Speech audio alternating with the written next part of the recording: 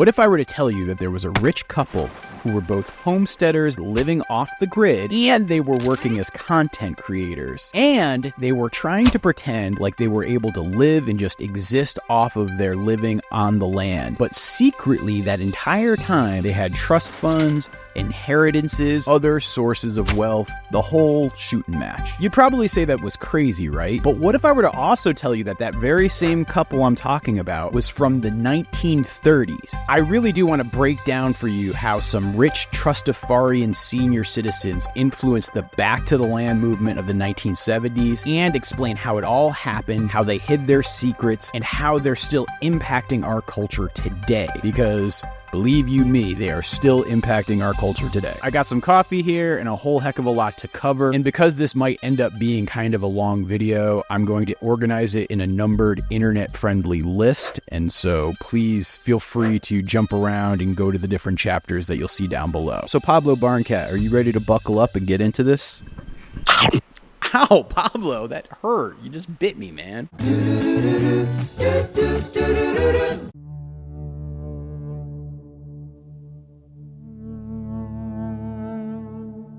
Back to the Land movement seeks self-sufficiency. Self-sufficiency, the distant call of a small band of young enthusiasts in the early 1970s, has become the battle cry of a full-scale Back to the Land movement. The movement has attracted tens of thousands of people across the United States since the anti-war movement of the 1960s, which apparently spawned it. Most are young, but not all. Its more dedicated followers believe it will have an impact on the American system comparable to the civil rights movement. The broad aim of the movement is to find ways to live simply but well on the land outside the economic institutions that dominate the United States. Tune in with natural things. Take off your shoes. Get back in tune with God's harmony. Surround yourself with beauty and sacred objects. You can't get caught in the conforming, rote, lockstep, which we call American society. What does the Back to the Land movement mean to you? It's about getting back to the basics and getting off the system and getting off the man system and finding your own way. I think it's incredible. It's a really beautiful way to live. It's closer to nature. It's closer to God even, I think. Well, a political force is one that can impose policy. And an ideological force is a group of people grouped around an idea. They believe their lifestyle shows more respect for the earth. They call it living the good life. A bunch of hippies moved into this area, smoked their shit, stuffed garbage up the nose and into the arm. Your revolution is over, Mr. Lebowski. Condolences. The bomb's lost. So what the heck was the Back to the Land movement? Well, the simple answer might be that it was something that happened in the 1970s as a response to disillusionment with consumer culture, opposition to the Vietnam War, and a growing awareness of environmental issues prompting many people, particularly young people, to seek alternatives to mainstream societal structures. Remember, these are folks who grew up with the traditional post-World War II nuclear family, and the Back to the Land movement of the 1970s was a response to that. White middle and upper class young adults who were the flower children of the 1960s were looking to start their adult lives in a way that brought them back to the land and closer to nature.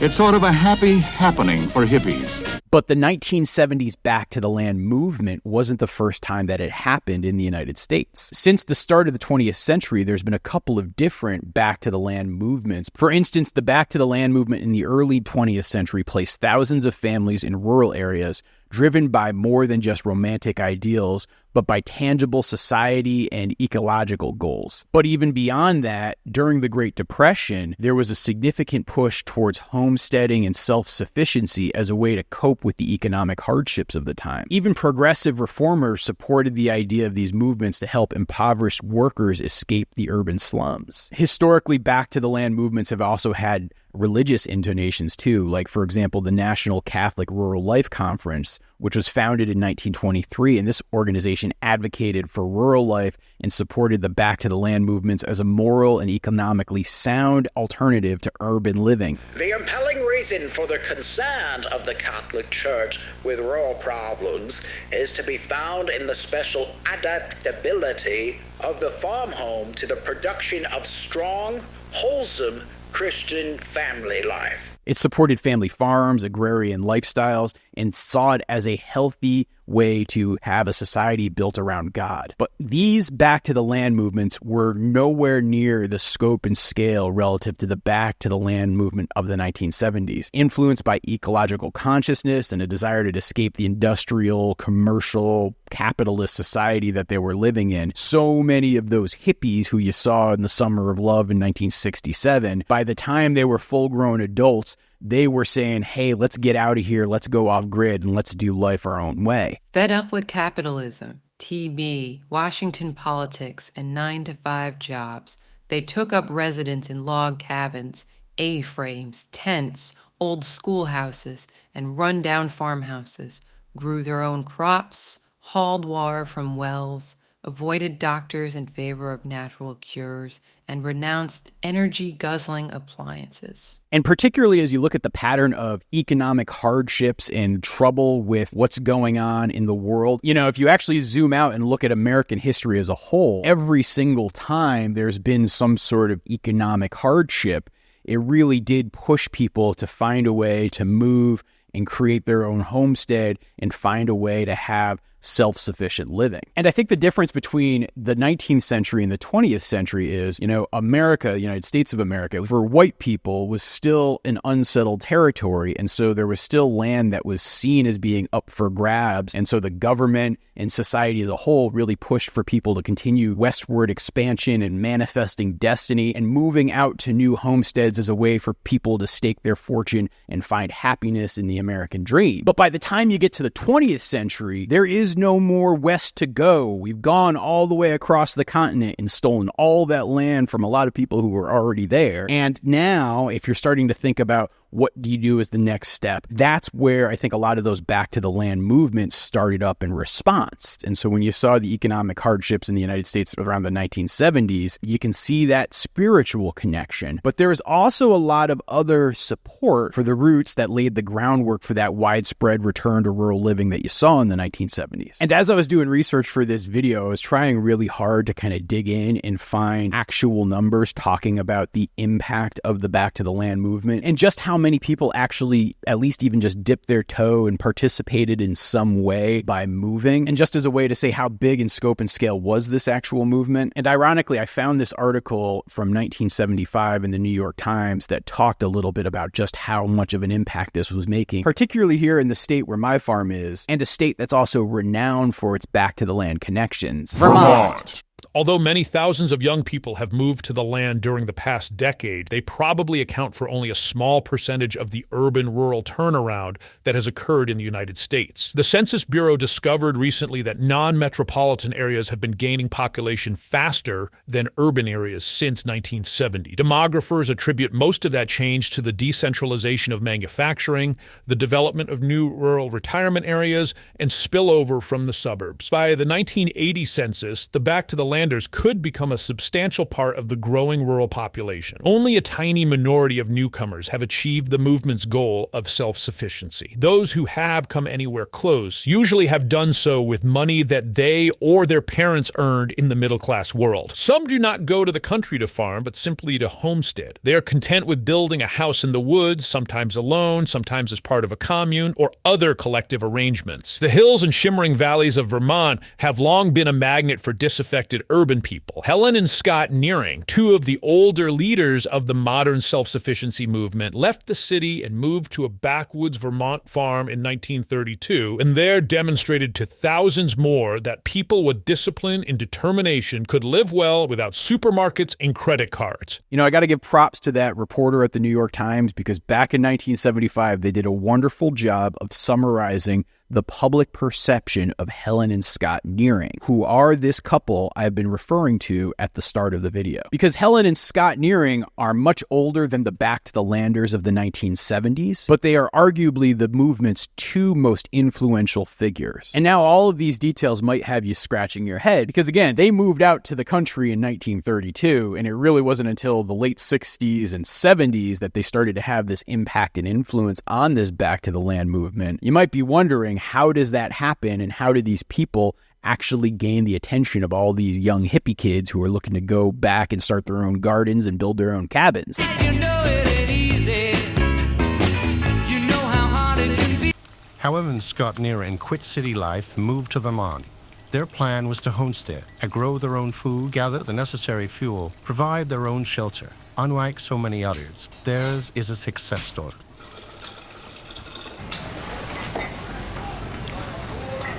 Is you should give it to somebody that don't know any better, because that's a fugazi. That's a fugazi? How do you know it's a fugazi? You looked at it for 2 seconds. Well, it's a fake. Yeah, I know what a fugazi is. So who were Helen and Scott Nearing? Well, please allow me to give you just a little bit of background on the both of them. Because during the Great Depression, Scott and Helen didn't like how busy and noisy the city was, and they didn't like how everything in the city was about buying things and making money, and they were poor, and Scott was having trouble getting a job, and they wanted to live a simple life where they could grow vegetables, make maple syrup, and enjoy nature. So they moved from New York City to Vermont, and then later on they actually moved to Maine. And that's where they built beautiful homes and lived off the land until Scott died at the age of 100, and the way he died was totally insane. And Helen died in her early 90s, and they didn't need much money because they grew most of their own food, and they built their own houses out of stone with their bare hands, and they also ended up writing some books about how they lived, which many people like to read because it showed them living a very different way of life, a way that was closer to nature and away from the big stores and factories. And these books actually were the catalyst that helped start what we're now calling the Back to the Land movement, where everybody decided to live simpler and live close to nature and be hippies and yada, yada, yada. Oh, and by the way, Scott and Helen, they were communists.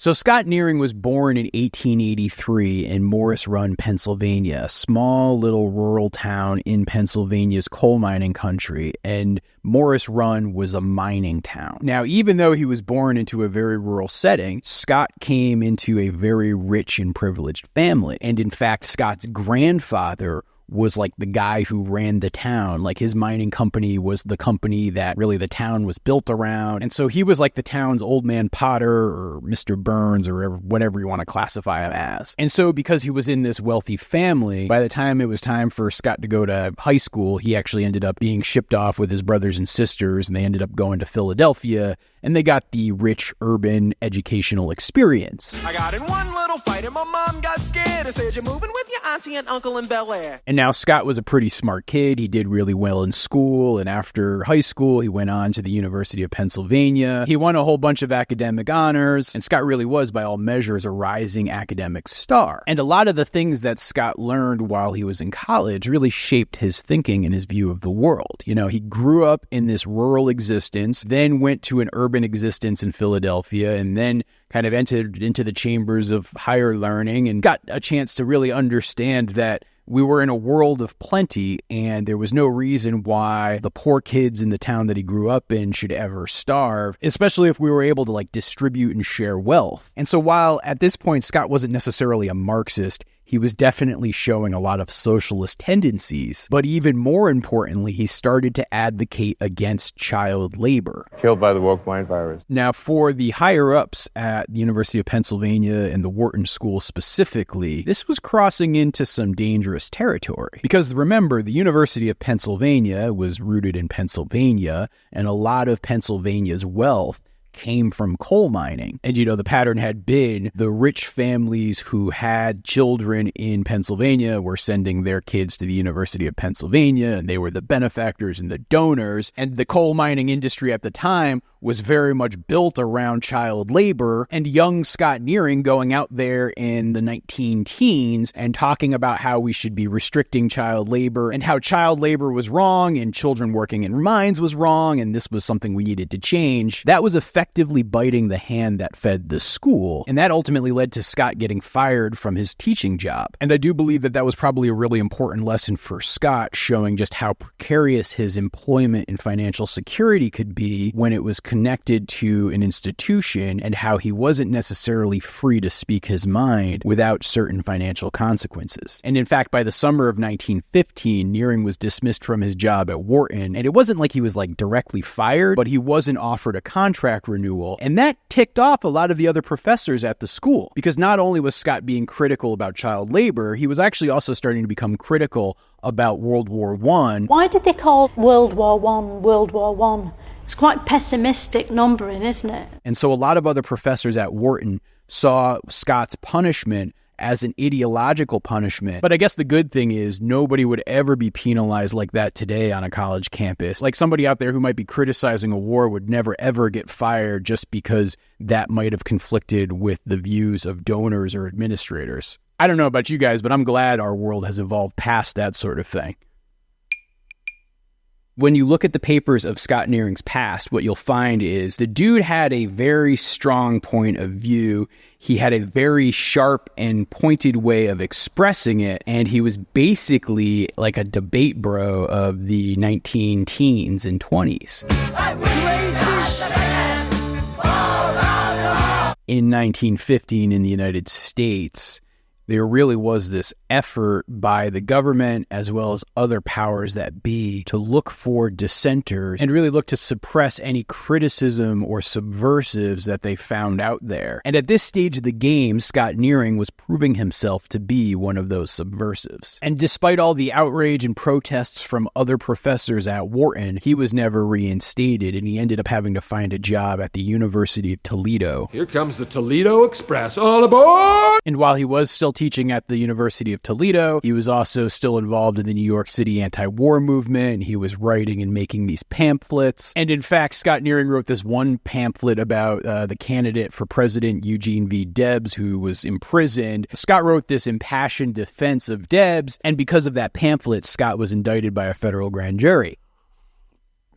I mean, for all the crying that people do about cancel culture in this day and age, it was nothing compared to what you were seeing in 1915, right? Of course, if Scott Nearing hadn't been canceled, we would have never, ever been able to see this remarkable correction inside the New York Times back in 1916. And there's a lot of great folks who've done a lot of research and writing about the whole saga of Scott's trial and what happened there. And Nearing eventually won and the charges were dismissed. But the net impact of all of this attention meant that Scott was unable to find any job working as a teacher at this point. And so as a dude who was really finding a point where he should have been hitting his career stride, he was unable to find any work and he was kind of driftless, and he ended up actually traveling a lot. Like he went to Russia for a while, then he went to China for a while. And so all of those experiences and that travel and some of the relationships he forged ended up leading to Scott joining the Communist Party. But even as a communist, Scott was actually having some trouble because while he was writing about Lenin and communist ideals, he was actually coming into conflict with some of the party lines of the Communist Party. And eventually, because of some of Scott's writings, he was expelled from the Communist Party too. And so yeah, our boy was really not finding a place in the world. But right around this same time, the one thing that Scott did find in his life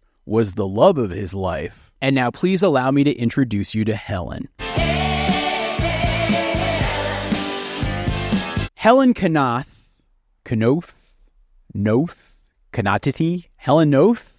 I don't know. I'm just going to go with that pronunciation. Helen Knothe was born in New Jersey in 1904. Helen's early life was spent in the leafy suburbs of Jersey, where the roar of the burgeoning industrial age was really still just kind of a distant hum. And she really did live this nice, charmed suburban way of life. Her eclectic family was comfortably nestled in the upper middle class. That afforded Helen a lot of stability, culture, and education. Her mother was an artist, and her parents were Theosophists, which was a philosophical and religious movement founded in the late 19th century. Theosophy combines various elements from ancient and modern philosophies and religious practices, particularly Hinduism and Buddhism. Its core beliefs include the existence of a single divine principle or essence underlying all of reality, and that there's this cyclical nature of the universe with periods of evolution and dissolution, the belief in reincarnation and the law of karma. There's also the existence of a group of highly evolved spiritual beings or Mahatmas who serve as guides.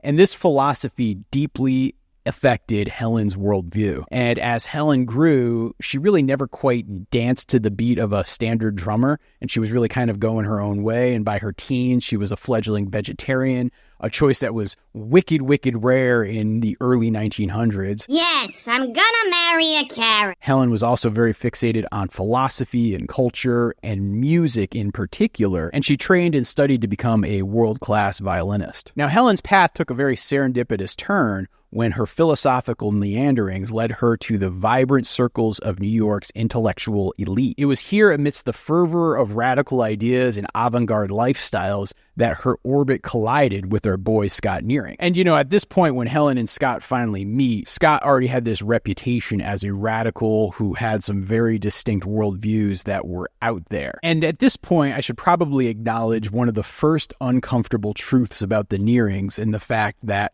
when Helen and Scott first met, Helen was 17 and Scott was 38. I was a 17-year-old schoolgirl when I was taken by a teacher to an adult gathering at Scott Nearing's home in Ridgewood, New Jersey. The political conversation was above my head, and I sat beside the fireplace wondering why I'd been dragged there. That was my first, and as far as I then knew it to be, my last contact with Scott Nearing. And oh yeah, Scott was also married with 2 children. And now Helen and Scott didn't start dating right out of the gate, but I don't know if Scott Nearing set up some sort of Mary Kate and Ashley Olsen age alarm clock or something, or if something else happened. But they're all guests on America's favorite new show. This is the only show where happily married men get a chance to meet the person who will one day become their second wife. Let's meet your second wife. But eventually they did meet up again and start dating. A chance telephone call made years later when I was 24 initiated our second meeting. At my father's request, and how he later regretted it, I called Scott Nearing, asking him to speak at a local club of which my father was president. He remembered the observant girl who had taken no part in the general conversation so many years before. After agreeing to talk for a Unitarian Church forum, he asked me what I had been doing in the intervening years. I liked his voice. It was warm and strong and friendly. Something must have drawn him, too, for later in the week he called and asked me to drive with him on an errand to upstate New York, where we could enjoy the brilliant autumn coloring together. Just for the sound of his voice, I broke an outstanding date with a new young man to go with Scott. That weekend started it all. From that point on, most of the accounts of their dating and romance were pretty clear-cut and straightforward, in that they paired off, they were living together in New York City, and they were really struggling because, again, Scott at this point was renowned for criticizing World War I, criticizing child labor, for being a communist, writing all these communist pamphlets, and doing all of these things that made him essentially entirely unemployable. So I applied for a job at the University of Pennsylvania. They denied my application. The reason I didn't get hired, and she was like, oh, like you just don't have enough experience. There was candidates that had more experience than you. I asked her if it was about my socialist political leanings, obviously, because I know a lot of places don't like political activism. She said that wasn't the reason. And so both with a wife and 2 kids, plus his girlfriend Helen, Scott had financial liabilities and a lot going on. And at this point, too, the Great Depression had just struck. And so they were poor, living in New York City, struggling, and they weren't quite sure what to do. But they did ultimately formulate some sort of escape plan.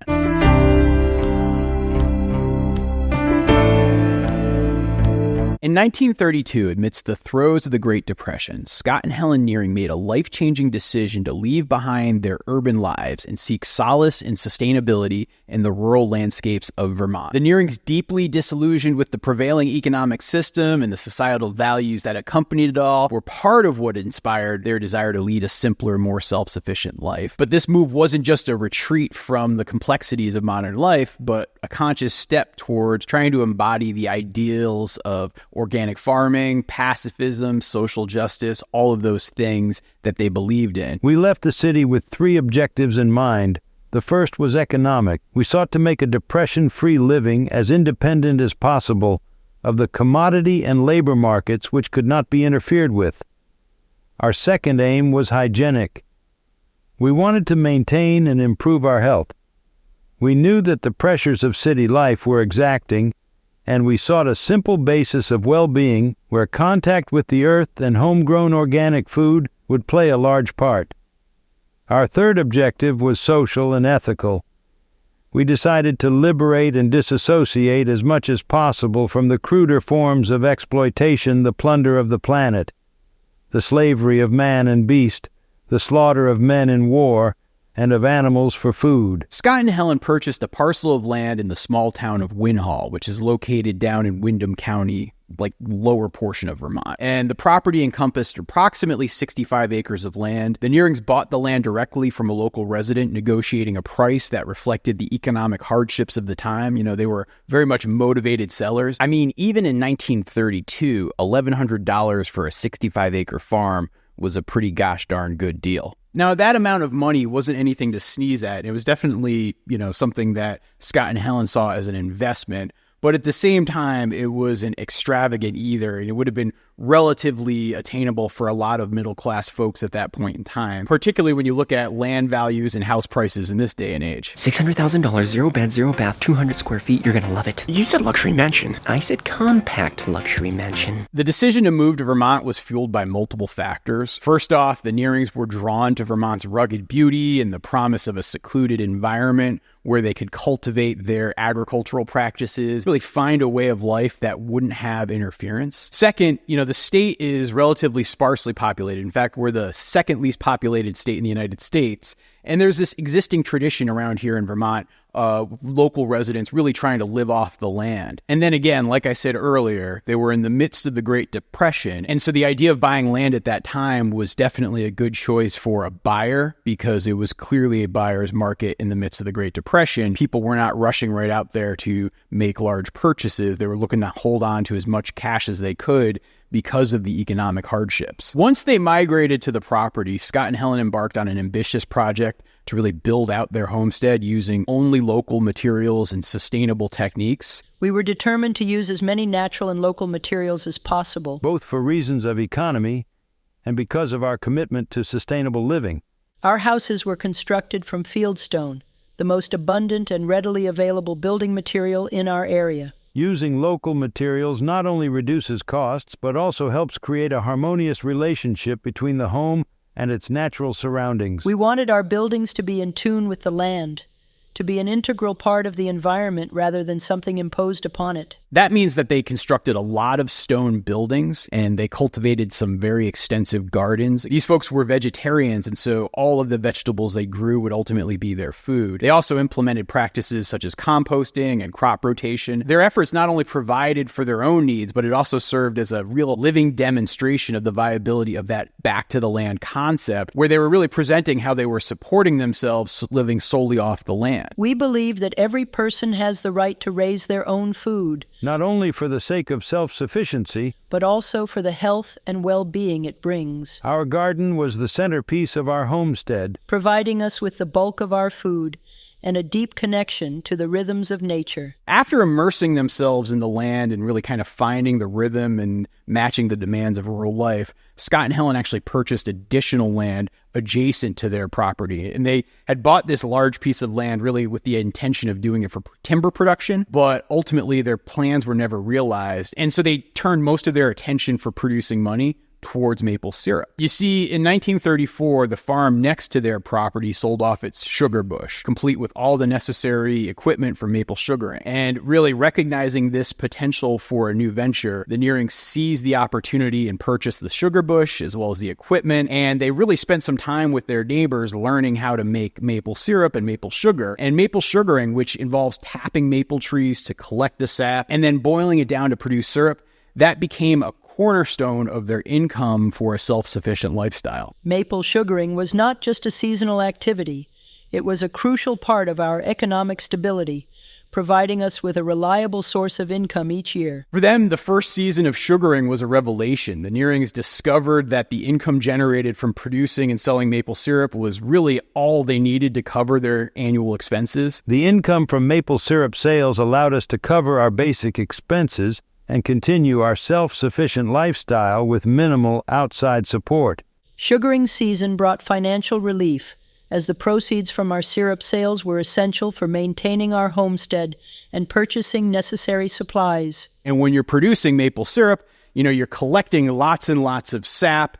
The ratio is usually somewhere between 40 to 50 gallons of sap to produce 1 gallon of syrup. You're basically evaporating it down on some sort of wood-fired stove, and as it evaporates down, that's what leaves you with the syrup, which is just condensing all of that sap. And when you think about the season for maple sugaring, you have to remember, too, that's usually something that starts in, mid-February-ish, and then continues its way through to, early mid-April. And so it's a rather condensed window of time, and it's not something you have to do year-round. And so in those winter months, Scott and Helen would boil down their sap, make their maple syrup, and then in the summer months, they would actually find ways to sell their syrup either to folks who were coming up to Vermont for vacation, or they would bring it down to New York City. Particularly back in that time, there wasn't really a local market for maple syrup because most of the people in Vermont do their own sugaring. And culturally, it's something people around here do with pride, and even to this day, a lot of households will do their own sugaring. And so after only maybe 2 or 3 months of work doing the actual sugaring, they could kind of take it easy and just focus on selling off what they created in those spring months. Our maple syrup business was an integral part of our financial plan, ensuring that we could sustain our homestead and live according to our principles. By tapping into the natural resources available to us, we created a steady stream of income that supported our homesteading endeavors and allowed us to invest in other projects. This income source provided them with financial stability and really reinforced that commitment for them of living off the land. And it really was an opportunity to, work hard, live simple, and closely connect to nature, which is very appealing to a lot of people. According to what they wrote in their Good Life books, the success that the Nearings found in sugaring allowed them to maintain their homestead without the need for external employment or other income sources, and it really served as a proof of concept for the back-to-the-land ideals, showing that you really don't need any outside activities. You can live just off of your land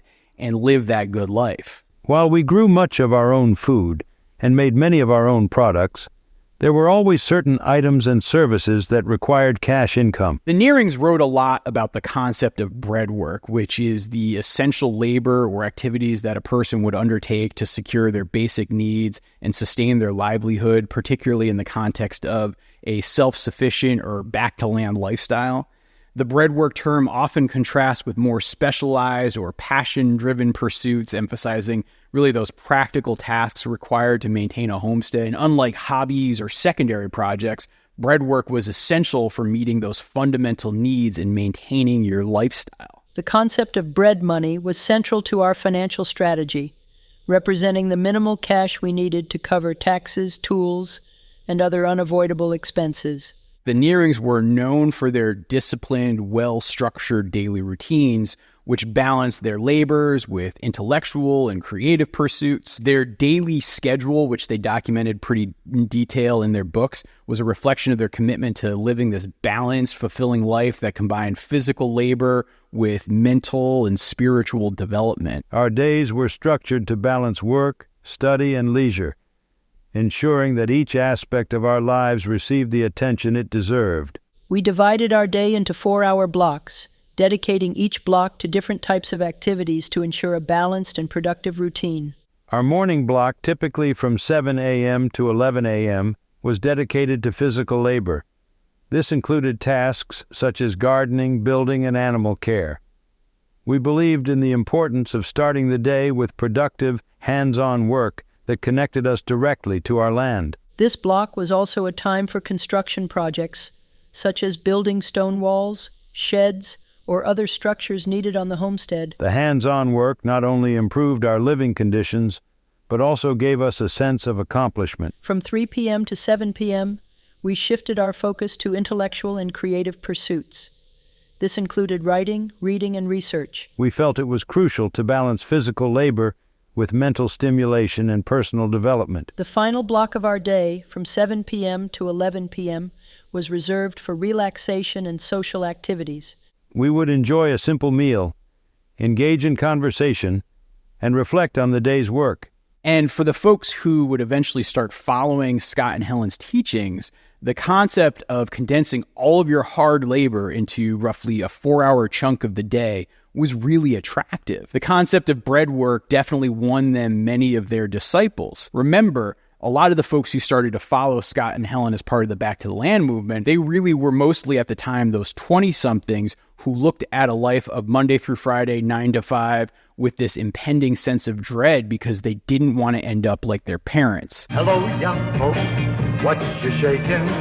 I gotta try that scene you're making. Scott and Helen Nearing's approach to building their homestead in Vermont was very much deeply influenced by Scott's philosophy of integrating and immersing themselves in the local landscape. This integration was evident not only in their agricultural practices, but also in the construction of their buildings, which meant that they were utilizing a lot of the abundant natural resources of stone, which, if you're here in Vermont, is absolutely everywhere. For centuries, farmers here have struggled with the stones that seem to just emerge up out of the ground every spring. And because of the availability of that stone, Scott saw these stones not as obstacles, but as an opportunity. Building with stone connected us to the land in a profound way, as each rock we used was gathered from our own property.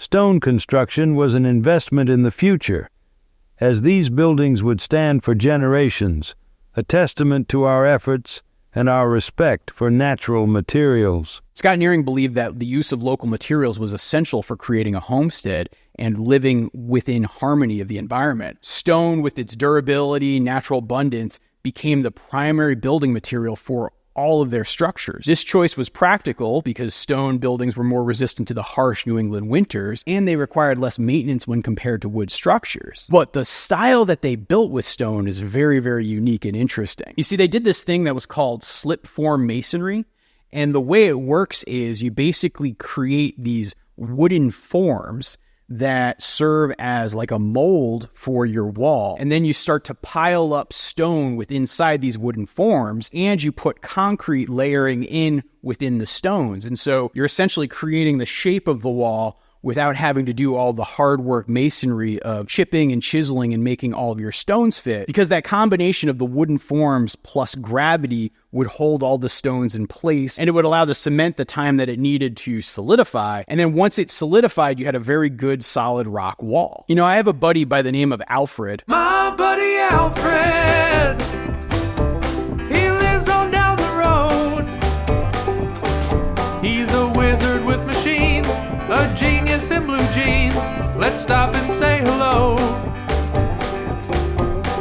My buddy Alfred, Vermont's best so-and-so.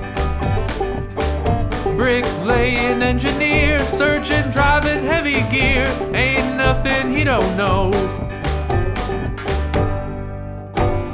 And he's actually a stonemason. He even has a quarry not too far from here. And he's been doing a lot of stonework on our farm, including building a rock wall out in front of our barn. And watching him work, it's true mastery and like just craftsmanship, just watching him chisel away. But when I read the Nearings books and see what they did with their buildings, and when I even go out and visit and see some of these structures, it's impressive to see them. I mean, I guess we're about 80, 90 years from when they first built some of their original buildings. And when you look at them today, they're still good, solid rock buildings. And so, I don't know, I think at some point, even though my buddy Alfred rolls his eyes when he hears about this masonry technique, I actually think I want to build a structure like the Nearings have built somewhere on my farm. It's not like a huge high priority project, but I think some way, someday, it would make for a very cool project. And so when you read their books and when you actually look at some of the techniques that they share and convey, there's a huge opportunity, particularly for someone like me on a parcel of land with a whole heck of a lot of rocks, that you could maybe try to adopt something similar and not necessarily have to have the master masonry skills that my buddy Alfred has. But just to set the record straight, my buddy Alfred thinks that the Nearings stonework was absolute garbage. The Nearings built all sorts of buildings for their first decade plus that they were in Vermont.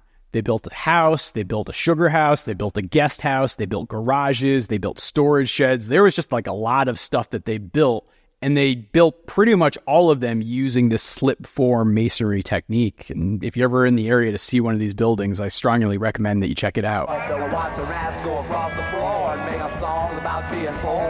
Later in life, Helen Nearing would reflect on the differences between urban poverty and rural poverty. And, she famously once said, "We were poor in the country, but it was better than being poor in the city. Instead of eating out of garbage cans, we would eat out of our own garden." And when you think about this sentiment, it very much encapsulated their experience. In the city, poverty often meant reliance on charity or scavenging for food, while in the country, they really could take control and manage the situation themselves, and they were able to cultivate their own sustenance directly from the land. Their extensive gardens provided them with fresh vegetables, fruits, and herbs, and really all the things that they needed to sustain a healthy living diet. Inspired by their experiences, Scott and Helen ended up writing their first book, and it was about maple sugaring, really sharing their methods for production and some of the insights that they gathered over the years. The book, which had the catchy title of The Maple Sugar Book, together with remarks on pioneering as a way of living in the 20th century, was published in 1950. And while the book had a lot of practical information just about sugaring, it did definitely veer off a lot into the philosophical, which their later, more popular books would often do. In an age of rampant consumerism, we have chosen to step back and find contentment in what we can create and produce ourselves. Our lives and work are a form of protest against the inequities and injustices we see in the world. We strive to live in a way that reflects our values and principles. When the book was first released, it did okay, but it was just a book about maple sugaring.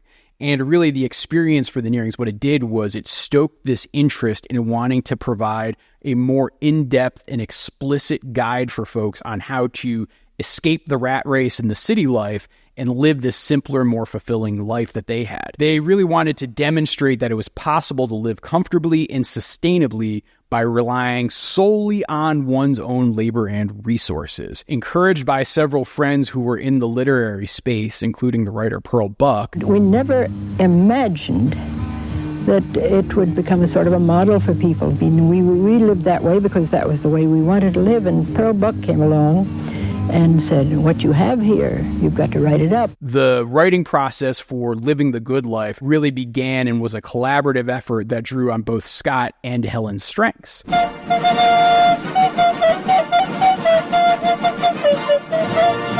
Scott, who was an accomplished writer and thinker and orator, really brought his analytical and philosophical perspectives to the books, while Helen, who really had a lot of good practical experiences and a clear and very concise communication style, contributed the detailed descriptions on their daily activities and all of their methods, making that first Good Life book an instructive documentation of what they were doing that very much could inspire all people. The book, which you actually can see kind of the current available edition here, which actually has both the first Good Life book as well as the second Good Life book in one handy dandy volume. Even to this day, I find it to be a very good read. It was definitely a book that I read a couple of times back in the days when I was living in Washington, D.C., and myself dreaming about moving to a remote farm in the middle of Vermont. Like, this very copy of the book was something that inspired and motivated me. I even convinced my wife to read it once. And we had a husband and wife book club for talking about some of the things in here. And so we very much enjoyed it. And the book itself covers a whole heck of a lot of things. It covers their construction techniques. It covers their gardening techniques. It covers how they make maple syrup. Like, the whole process, all of that's documented in here. But then it also talks about structuring your life and why it's so important to live this way. It preaches a lot of their ideals, both the practical ones as well as the ones that some folks might find a little bit politically out there. They wrote a lot of great sections about economics of self-sufficiency with practical advice on managing your finances and how to reduce your reliance on external income, really focusing on the importance of frugality, resourcefulness, limited use of machines, things that were just simple human scale tools. And so when I read this, it was no shock to me that these books were definitely something that would go on to inspire and motivate an entire movement and really a generation of people. It's not hard to understand what 1970s readers loved about living the good life. The book itself offered appealing, straightforward-sounding instructions for building and gardening, and a moral rationale that could have been written by the 70s generation themselves. But despite its power, upon its release, Living the Good Life was appreciated by readers who were inclined to these alternative lifestyles, but it really wasn't any large mainstream hit at least for audiences back in the 1950s when it was first published. That mainstream audience in the 50s was largely focused on economic growth, suburban living, and the conveniences of modern technology. The post-World War II consumer was very much focused on these things, which quite frankly is the exact opposite of what the Nearings preached about in this book. But the 1960s brought about significant social and cultural changes in the U.S., and really beyond. In the counterculture movement, when you think about things like the Summer of Love, which had very much emerged as an opposition to mainstream values, embraced ideals of peace, love, and a return to nature. This movement questioned the status quo and sought alternatives to the consumer-driven, industrialized post-World War II lifestyle that had very much become the norm for society in the United States. During this period, there was a growing interest in environmentalism, sustainable living, and self-sufficiency. The publication of Rachel Carson's Silent Spring in 1962 had a profound impact, raising awareness about the environmental degradation that was going on and sparking the modern environmental movements that you still see traces of to this very day. And so it was really the focus of environmentalism, which very much was spurred by Silent Spring, alongside that backlash to the post-World War II consumer culture that had emerged in the 1950s. Plus, when you add the Vietnam War and the conflict and the risk of going to war for a generation who had seen the damage that war had done to their parents, really all of those things created a fertile ground for the Nearings message to resonate with a much wider audience than when this book was first released. By the late 1960s and into the early 1970s, the Back to the Land movement very much began to come into full swing. The Nearings experiences and the philosophies as detailed in Living the Good Life particularly aligned with these values and these ideals and this entire movement. And so when they were looking for a textbook or some sort of resource to guide them and give them a blueprint for what to do and where to go, this book was like gold. That's gold, Jerry. Gold! The reissue of Living the Good Life in the early 1970s coincided with this cultural shift. And the combination of the practical advice on gardening, building, and sustainable living, combined with the leftist philosophies that the Nearings offered, it was exactly what folks were looking for. According to the guys over at the Pork Proles Almanac podcast, it's suspected that the first printing of this book actually only sold about 3,000 copies, and it was republished in the early 1970s, and it quickly sold out, and it went through 50,000 copies like nothing, and then it's been successively reprinted ever since. The book's success was further bolstered by the Nearings' continued activism and public speaking engagements, where they very much continue to share their experiences and inspire folks and really help foster essentially kind of the parents or grandparents for that Back to the Land movement. Internationalists, socialists, decentralists, naturalists, Helen and Scott Nearing have been an inspiration to thousands of people around the planet.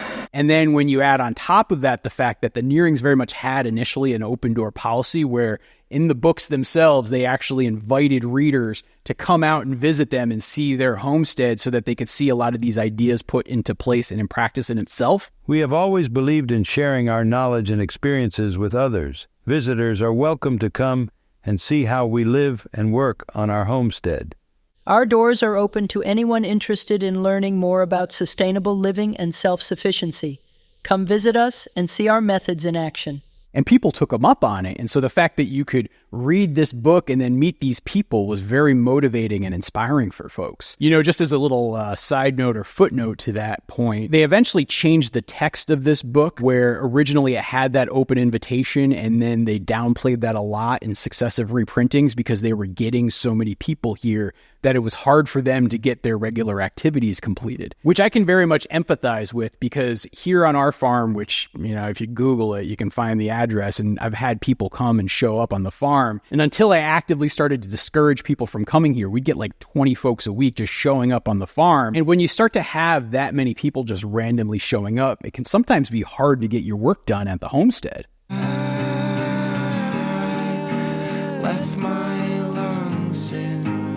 Now, despite building up this awesome homestead in Vermont, Scott and Helen would eventually move and leave that homestead to resettle in Maine. One of the major factors that prompted their move was the development of a nearby ski resort, which transformed the area that had been very much remote into a much more bustling tourist destination. And so that was a turnoff to them. And so the public line of why they moved was always rooted and connected to this idea of the ski resort being built and not wanting to live in a touristy area. Plus, at the time, there was a lot of rumbling about the construction of I-91, which is that highway corridor that runs basically from New Haven, Connecticut, all the way up to the border. And because of that, it would make it very easy for everybody from New York on up to get to Vermont and access those ski resorts. And where they were located was not too far from that. So now, what in 1933 took 8-9 hours to drive is now only taking 4. I really can't underscore just how massive of an impact the construction of highways had on Vermont.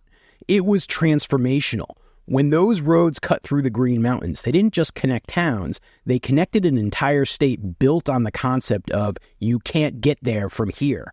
Suddenly, isolated communities were thrust into the flow of modern commerce, and with it came a flood of change. Economic growth and tourism surged, but so did the traffic, the noise, and a creeping loss of what was at the time quintessentially Vermont quiet. In the rush to modernize, Vermont found itself grappling with how to hold on to its soul while the world sped by. You know, I could probably make an entire 3-hour video about Vermont highways and the stories they hold. Like, for example, the tragic tale of Roman Tenney, the Ascutney farmer who refused to give up his land to eminent domain. So in protest, he ended up burning down his entire farmhouse while he remained locked inside.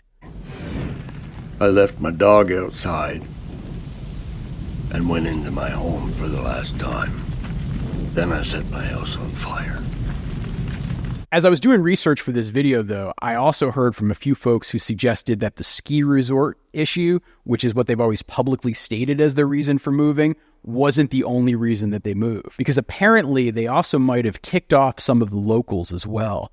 You know, the Nearings had hoped to build a community based on shared labor and mutual support, really highlighting and championing a lot of those leftist ideals. And a few folks have suggested that some of their outreach and community engagement might have rubbed a lot of those locals the wrong way. Remember, Vermont in the 1950s was very much just populated with small hill farmers scattered all throughout the area, often many of them being here for 5, 6, 7 generations. I mean, heck, even today, even though Vermont has been drastically shaped by both the Back to the Land movement, as well as influxes from a lot of other folks coming to enjoy the beauty of this state, there's still a lot of those folks around. And I can only imagine that, you know, those ideas of mutual aid and communities that were intentional and being entirely only vegetarian and not using tractors and not even having animals on their homestead, like all of those concepts probably would have struck some of those old school Vermont farmers the wrong way. These flatlanders sure are weirdos. The regenerative farmer down in Virginia, Joel Salatin, once wrote in one of his books this idea that when you move to a rural community, you can be a nudist or you can be a Buddhist, but you can't be a nudist Buddhist because that's too weird for people. And I could definitely imagine how the Nearings, with a lot of their ideals, as well as particularly the haughty nature and way that Scott Nearing would present himself, as something that could rub those locals the wrong way, which I have no idea what that would be like at all. Are you a native Vermonter? Where'd you come from? What the hell don't you go back? Mind your own business. Go back to Hartford, where you belong. So in 1952, after making the decision to leave Vermont, Scott and Helen basically took their entire homestead and they donated it to the town of Winhall, Vermont, so that it could become like a municipal forest. And their idea was that the town could harvest timber to the benefit of the town. And they made sure it wasn't a town forest. They made sure it was a municipal forest. Therefore, it's under state regulation and not just town regulation. But as they made that donation, one thing that's interesting is a large portion of their land actually sat in Jamaica, Vermont. And surprisingly, the town of Jamaica turned them down when they initially offered to give the town of Jamaica the portion that was in Jamaica. And in particular, the author Gene Haybright speculates that part of why the town turned them down was really a testament to how testy the situation was between the Nearings and the locals. And there was just a lot of suspicion and distrust. But they took their land, they gave it to Winhall, Vermont. To this day, it actually still is held by the town of Winhall, Vermont, and you can go down there and visit it. And the Nearings picked up stakes and they headed out to Maine, where they went to the Penobscot Bay area, ultimately settling in Brooksville, Maine. And that's actually where they ended up building their final homestead, which is still an available building that you can go out there and visit. And it's pretty incredible and cool to see and walk around. In fact, in preparation for this video, I made a field trip out there to go check out the facility. And I got to say, it's so cool because you can walk right up. You can see just how they built their buildings and see the stone structures that are still there. And it's maintained and called the Good Life Center these days. All of their gardens and greenhouses are still maintained. And so you can still go there. There's like a yurt where they hold events and it's like a meeting space. And it's a very cool space to go out and visit. But unless you're going there at a time when they have like a hosted event, you're not going to see any like tour guides or anything. And they just basically have a donation box where you can slip a couple bills in to help keep them going. Because when the Nearings actually both died, eventually when Helen died, because she died after Scott, their will dictated that the facility would turn into this like an educational center that was a nonprofit. The only problem with that idea was it was an unfunded nonprofit. And so to this day, they're basically a patchwork of old friends and disciples of the Nearings who are keeping it all running, but they're having a hard time keeping it going. So if you do go out there to visit the Good Life Center and see their homestead in Maine, be sure to like slip them a couple bucks because they could use the help.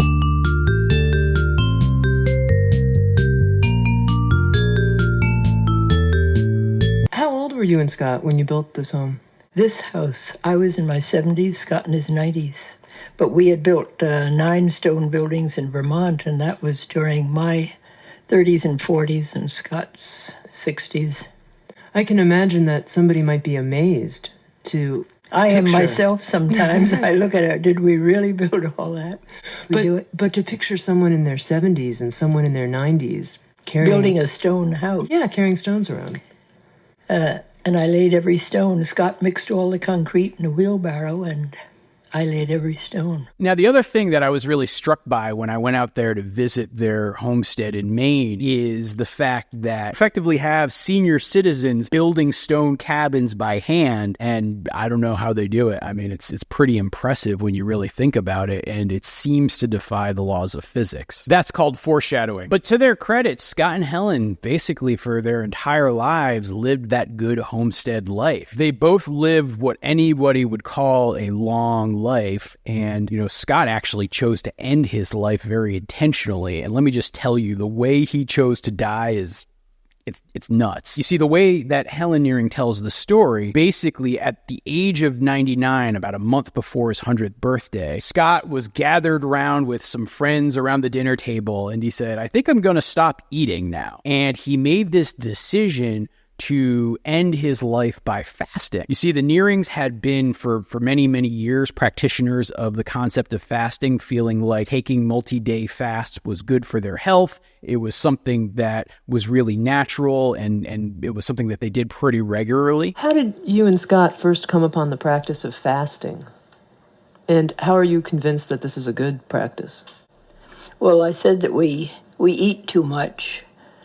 One tends rather to glut on what one likes, and there's something sparse and spare and austere in both of us, I guess, and we prefer to do with less rather than with more if we possibly can do with less. And Scott, I guess, saw it as like, well, animals will often go off to the woods and just end their lives by sort of withering away, much like that, and he kind of wanted to do the same thing. And so it started off where he just stopped eating solid foods at first, and Helen would give him like juices, but eventually that even stopped, and he was eventually just drinking water and fasting and wasting away, and he died like right around his 100th birthday. And I don't know. It might seem a little bit crazy, but when I think about my personal dream to go out into the woods and basically fight a bear at the age of 104 and get eaten by that bear, I don't know. I guess it's kind of the same concept. And I'm not even joking. Like, if I have my druthers, that is exactly how I would like to die, but only at the age of 104, mind you. And it is interesting to me because, you know, as my wife and I live out here on this farm in the middle of nowhere, Vermont, we often will have conversations talking about what are we going to do in our old age and how are we going to make sure that we can live here and age gracefully on this farm. And we really do see it like we're going to have to probably make some sort of adaptations and accommodations. But when you look at the Nearings in their life and how they live, they actually made very little, and later in life wrote other books just even talking about dying, including the one book that I read, which was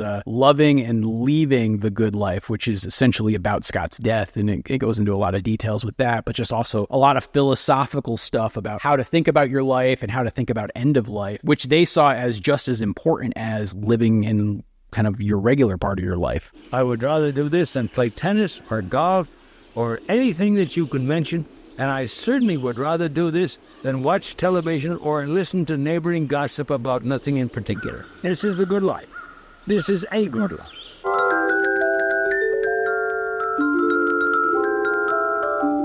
They would have, I think in Vermont, anywhere from 500, 700 a year, especially in the summertime. Well, it's the best time to travel, and that's when the gardens are at their best advantage. It really was 3,000 plus once Schocken in 1970 republished the book. And then it was, you know, everything was burning down and people came from around the country. They wrote their book in the 50s and they moved in the 50s, but they didn't really gain the prominence that they would ultimately have until the late 60s and into the early 70s. And when that happened, they had a lot of folks who were making pilgrimages out to their farm to go meet them and see what they were doing. One person who did that is actually the noted vegetable farmer Eliot Coleman. If you guys aren't familiar with Eliot Coleman, he is arguably the guy who in the United States has had the biggest influence on organic gardening and market farming really here in the United States. You know, he's a guy who has been growing produce for decades now in Maine year round, and he's done it with a combination of greenhouses and hoop houses and doing all sorts of various rotations. Back in the 90s, he actually had a TV show. Back in the 90s, how is it a very biggest TV show? But Eliot Coleman and his first wife back in the 60s actually ventured out to meet with the Nearings and see them. And when they met the Nearings offered to sell them at a crazy, crazy low price a chunk of land so that Eliot could set up his farm right next to them. One day, I read a book about small farming. Actually, it was about back to the land. It was called Living the Good Life by Helen and Scott Nearing. But the thing that appealed to me, it made that life sound like an adventure. And I rented a piece of farmland while I taught for 2 more years, got my feet wet, decided this was fun. And in the course of that, I'd come to visit the Nearings and met them. And we'd become good friends, and they offered to sell me the back half of their farm. If you go out there again today, you can see Four Seasons Farm, which is Eliot Coleman's farm, which, you know, he's in his 80s, so he's kind of passed it along mostly to be run by his daughter. But at this point, he's still there, the farm's still there, and it's fully operational, and it's like half a mile down the road from where the Nearings property is, maybe even less than that. But Eliot Coleman and his wife weren't the only folks where they did this. You know, the Nearings had purchased a pretty good size property in the Penobscot Bay area there that they ultimately would create their homestead. But when they did, they actually started giving away and essentially selling at like I said, a crazy low price to other folks who would come out there, and they found just a community of neighbors that they built up around them by giving away chunks of land. So if you look at the situation in what they did in Maine versus in Vermont, you can see this contrast where they went into Vermont and tried to get others to join their community. But what they ultimately did in Maine was they built the community up around them, which is a slightly different model. And I think for anybody hoping to do sort of intentional living and planned communities, there's a good lesson there. But I don't think that they would have had that option available to them if they hadn't written their book and they hadn't become the icons that they had become in the 1960s. Picture a bright blue ball just spinning free. And now, like I said earlier, the Back to the Land movement was a significant movement. It's been well documented. And even though the Good Life books from Scott and Helen Nearing were very much a foundational text used in that movement, that wasn't the only thing that was out there. I think arguably the other major influential thing that a lot of these hippie kids who were upper class or upper middle class, who were looking to settle out in the middle of nowhere, were relying on was they were definitely looking at the Whole Earth catalog. When I was young, there was an amazing publication called the Whole Earth Catalog, which was one of the Bibles of my generation. This was in the late 60s, before personal computers and desktop publishing, so it was all made with typewriters, scissors, and Polaroid cameras. It was sort of like Google in paperback form 35 years before Google came along. You know, back when I was a kid, one of the things that I loved to peruse, even though maybe I shouldn't have been looking at all of the books that were there, was my father's bookshelf. There were actually a couple of other Back to the Land type books and manuals written in the 70s, but probably my favoriteest thing that I found in that collection was he actually had an old copy that was beaten down and ripped up and shredded of the Whole Earth catalog. And to me, the Whole Earth catalog is just absolutely fascinating to peruse, even to this day. As I was researching for this video again, I was looking online and I saw that, like, even if you get the last edition of the Whole Earth catalog and bought it on eBay and it was like really crappy condition, you'd still be spending like $80 to buy it. But it is such a cool document because when you flip through it, it was just like this very interesting and eclectic collection of people who were selling things, people who were offering advice, other information and resources, things you could buy, all the things that you would need to live this self-sustaining, back to the land, communal type lifestyle. It was basically a zine before there was such thing as a zine, which is kind of weird because kids these days probably don't even know what a zine is. What the Sigma? And so if you ever have a chance to look at the Back to the Earth catalog, it's so cool and definitely worth looking at.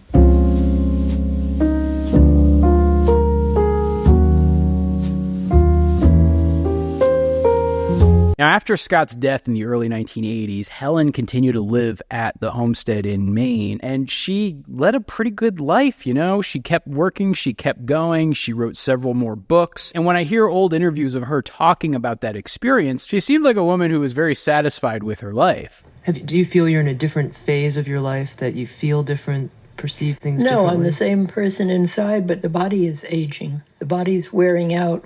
Scott lived to 100. And in his last years, he was not sick. He had no illnesses, no aches, no pains, no arthritis. The body was just wearing out. I'm feeling the same way. And even though there were people who kind of checked in on her and helped her with some things here and there, she continued to live out her entire life all alone in that homestead. And she ultimately died at the age of 91 in a car crash, which can there be an argument made that folks in their 90s might not be in the best shape to drive? Maybe? Of course, I also think they shouldn't be running for president when they're octogenarians. Your standards are too high. And while some folks might argue that Helen Nearing tried to end her life in a similar, if not much more quicker and more violent way than Scott Nearing, folks close to her in the situation would put a lot of that speculation to rest. We did not then discuss the other conjecture that was even then making the rounds, that Helen had deliberately caused her own death. My own belief is that she did not. Helen was still vibrant, vigorous, mentally alert, and stable. A rational person would not choose suicide by auto crash because of the very real possibility that it wouldn't be fatal, and being hospitalized or paralyzed would not be her style. And so, yes, that almost kind of brings us to the end of the life and death of Helen and Scott Nearing. But this is the part of the story where I gotta stop and give you the Kaiser Soze moment.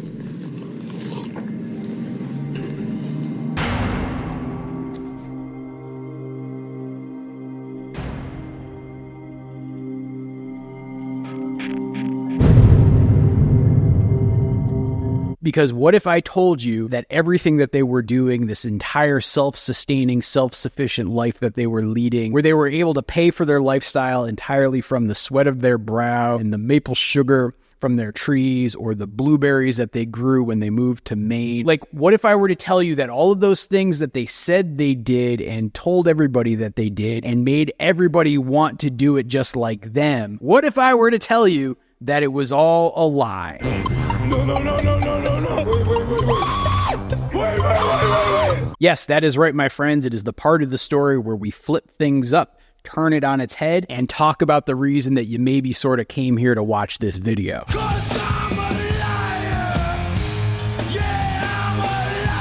So as I've been telling you the story of Helen and Scott Nearing and their homestead and all of the great things that they did over the course of their long lives, you might have detected that there were a few plot holes that I kind of jumped past or glossed over and didn't dive into deep enough. And if that's what you noticed, you are not alone, because since day one of reading this book right here, I too personally felt like there were some details that weren't quite making sense and some things that weren't quite checking out. And these days, if you go out there and try to find out about the story of Helen and Scott Nearing, you're going to find out the fact that they were not exactly who they said they were. Now, I'm not saying that they didn't live on their homestead, and I'm not saying that they didn't produce most of their own food, and I'm not saying that they made up a lot of the things that you're going to see in this here book. But what I am saying is they weren't being entirely honest and transparent and truthful to the readers and the rest of the world when they talked about their lifestyle, when they talked about their finances,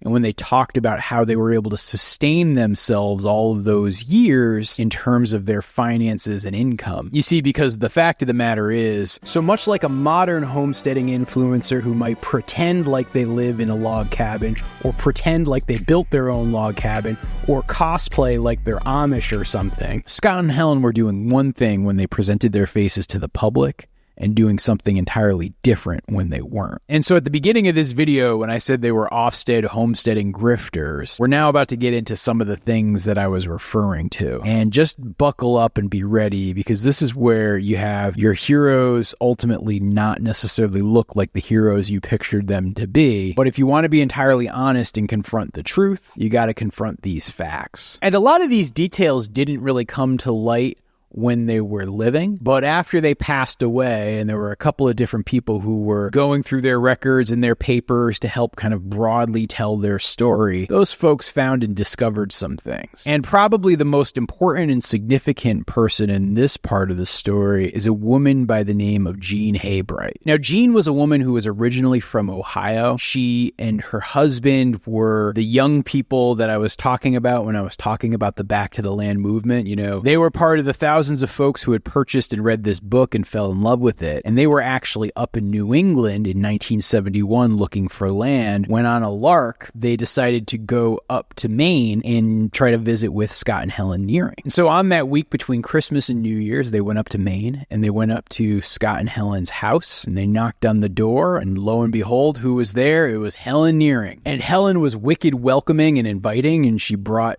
Jean and her husband in. They gave them a tour. They actually even took them over to Elliot Coleman's house down the road and showed them that, even though the Colemans were away for the holidays. They were super friendly, and eventually they made an offer to Jean and her husband to let them buy a few acres of land from them for only a couple of $1,000s. And being the adventurous couple that they were, they took the leap, they bought the land, and they became Scott and Helen's neighbors. And Jean and her husband even started working for the Nearings at certain points, and so they got to know them very, very well. Life in the Nearing woods was certainly turning out to be interesting. It was in some respects like an exploding star. My universe was expanding rapidly in all directions. The resulting shifts in perspective were astonishing. History, politics, culture, normalcy itself were suddenly being redefined before my eyes. Now, it's kind of a complicated story where Jean and her husband eventually got divorced, and Jean stuck around and worked at a local newspaper, and she even at one point ran as a candidate for one of Maine's U.S. Senate seats. But back in 2003, Jean wrote this book called Meanwhile, Next Door to the Good Life, and this thing was like a Nearing tell-all book. I mean, it was kind of written as Jean's own personal memoir, but the center of gravity of this book very much focused on the Nearings, and some of the details that Jean shared, particularly both the ones that she observed herself, as well as documents that she found as she was helping the estate kind of go through things, really shed the light of truth on the Nearings, their finances, and their lifestyle. Despite my continuing support of their homesteading philosophy, there came a time when I needed to confront those things about the Nearings that had always nagged at me. The little inconsistencies, dietary and otherwise, I could ignore. Some of their firm pronouncements. When enough bread labor has been performed to secure the year's living, we will stop earning until the next crop season. I had long ago dismissed as not only short-sighted but downright irresponsible. But what bothered me most was that several points in Scott's economic formula just didn't add up. Since Scott was the trained economist, I attribute the good life economic remarks to him. So what were some of those things that were revealed? Well, number one, remember how I said Scott Nearing came from a wealthy family? And how also I said that, Helen Nearing came from a wealthy family or a pretty wealthy family. And so they were two folks who came from money. Well, one of the things that was revealed was they actually had a good deal of wealth that they had when they first started, as well as wealth that they used throughout their lifetime to finance their lifestyle. So yes, it is true. Scott and Helen Nearing were Trustafarians. I've been chilling in the mountains of Peru, drinking ayahuasca with the shaman stew. And so even at the very beginning, when the Nearings first purchased their homestead in Vermont, there were some facts in the story that didn't quite check out. And as Jean actually dug into those things as she was writing her book, here's some of the stuff that she found. So first off, when the Nearings actually bought their first property, it was this 65-acre farm from a widow whose last name was Elenin, and they bought it for $300 down and an $800 loan. Now, if you're thinking about it, right, this is the early 1930s in the Great Depression, and banks at that time were very reluctant to make loans for folks, and particularly for a guy like Scott Nearing who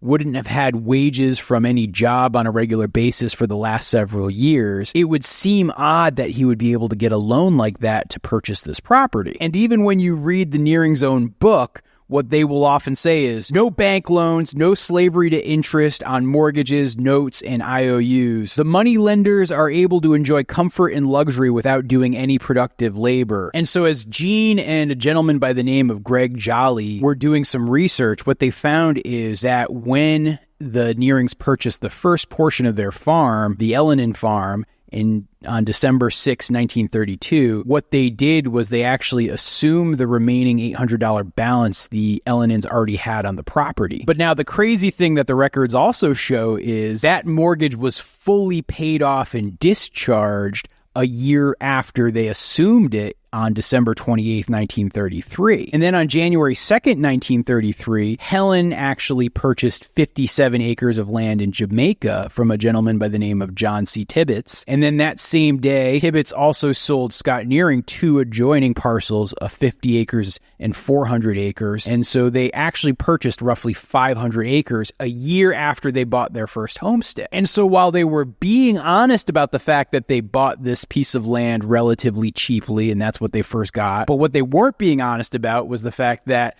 a year after purchasing it, they were able to retire that mortgage and then buy like another 450 acres of land. Where were they getting all of that money? And so when you actually look at all of the acreage that the Nearings bought between 1932 and 1935, it totals somewhere around 930 acres of land. So almost 1,000 acres of land. And it looks like they spent roughly $7,535 to buy all of that acreage. Again, for a person making, $2.50 to $3, that means that the annual income somebody would be making would be, $750 to $1,000 in terms of what they would make in an average year. But over the course of roughly 2.5 years, they spent more than $7,500 on land. Now, Gene Haybright speculates that they probably got most of the money to make all of those purchases from inheritances. According to Scott's son, Robert, Scott's father, Lewis, made his fortune from the wholesale liquor business during Prohibition, and by running the company store at the mine owned by Scott's grandfather, W.S. Nearing. Interviewed in the fall of 2002, Robert Nearing said all of Lewis Nearing's children, including Scott, split the proceeds from the sale of the family's estate and holdings. I'm sure it was $1 million in 1940, Robert said. Which is why that Trustafarian label becomes so accurate. I've I've been doing things your brain can't compute. They got all their startup capital from their family money. God, it must really suck being a trust fund baby, huh? You know, one of the things that Scott and Helen Nearing don't talk a lot about in their book is the fact that most winters, they weren't at their farm in Vermont. Most winters, they left. They would go to an apartment that they owned in New York City. They would go off to Europe. There was an article by Sam Ogden once they had moved into the stone house. And he came and he said, well, I'm looking around at their firewood and it's spruce. Well, spruce doesn't give off much heat, which means, well, they're gone to Florida for 4 months a year. And the other thing is, too, not only are they going around the United States, they were also world travelers. They would go do a lot of other things and really only return to their homestead come maple sugaring season. And so they spent a lot of time away. They spent a lot of time traveling, and a lot of time, particularly in those early years, what Scott was doing when they were traveling was he was going out on the speaking circuit, and he was going out and having debates with folks, and he was giving like lectures, and he was out there actively doing those things. And so in terms of sources of income, that activity in and of itself became another way for them to earn income, and you can only classify that type of activity as off-farm or off-homestead income when you think about it. And now, in my personal opinion, that actually isn't all that big of a deal or all that great of a sin. If you've got the resources and you're able to do it and you want to live a life where you're able to live on a homestead and you use those resources to pay for that homestead, I don't think there's anything wrong with it. But I think the real problem comes into play in the fact that the Nearings were presenting themselves as people who had no money whatsoever, living in a cold water flat in the tenements of New York City, and they had to find a way to escape, and so they found this rural life as the escape. Our move to the countryside was driven by the realization that urban poverty offered no advantages, while the country provided opportunities for self-sufficiency and meaningful labor. We found that the city, with its high costs and limited opportunities for self-sustenance, was a poor place to be poor.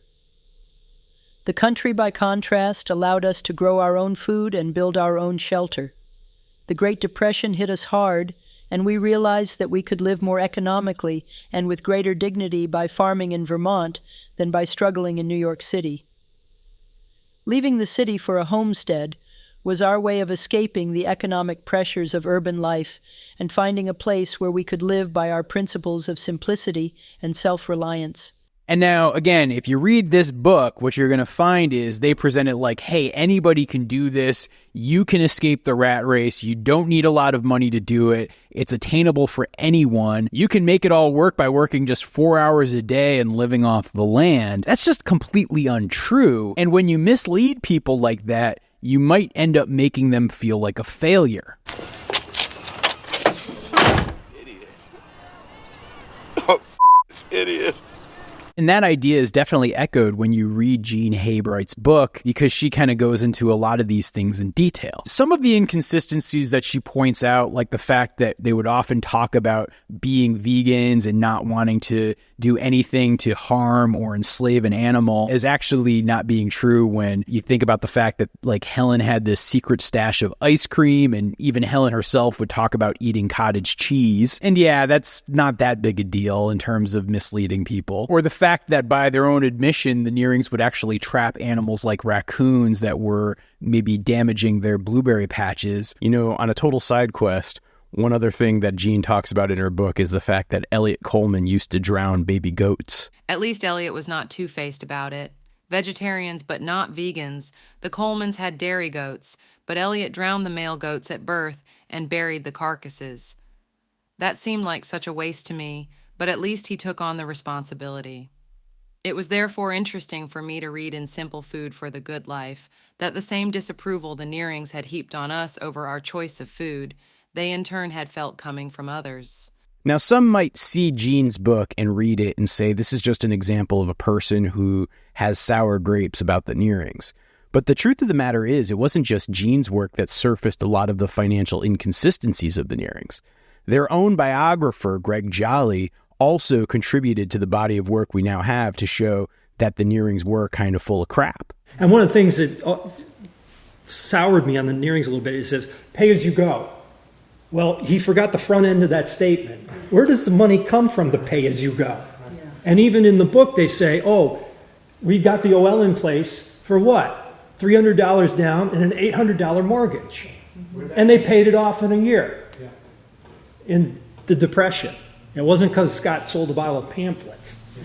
So those, there are these disjunctures, but on the other hand, I think about, it's like, you can also just say, you know what, none of this works. Why even bother doing this? Don't even try.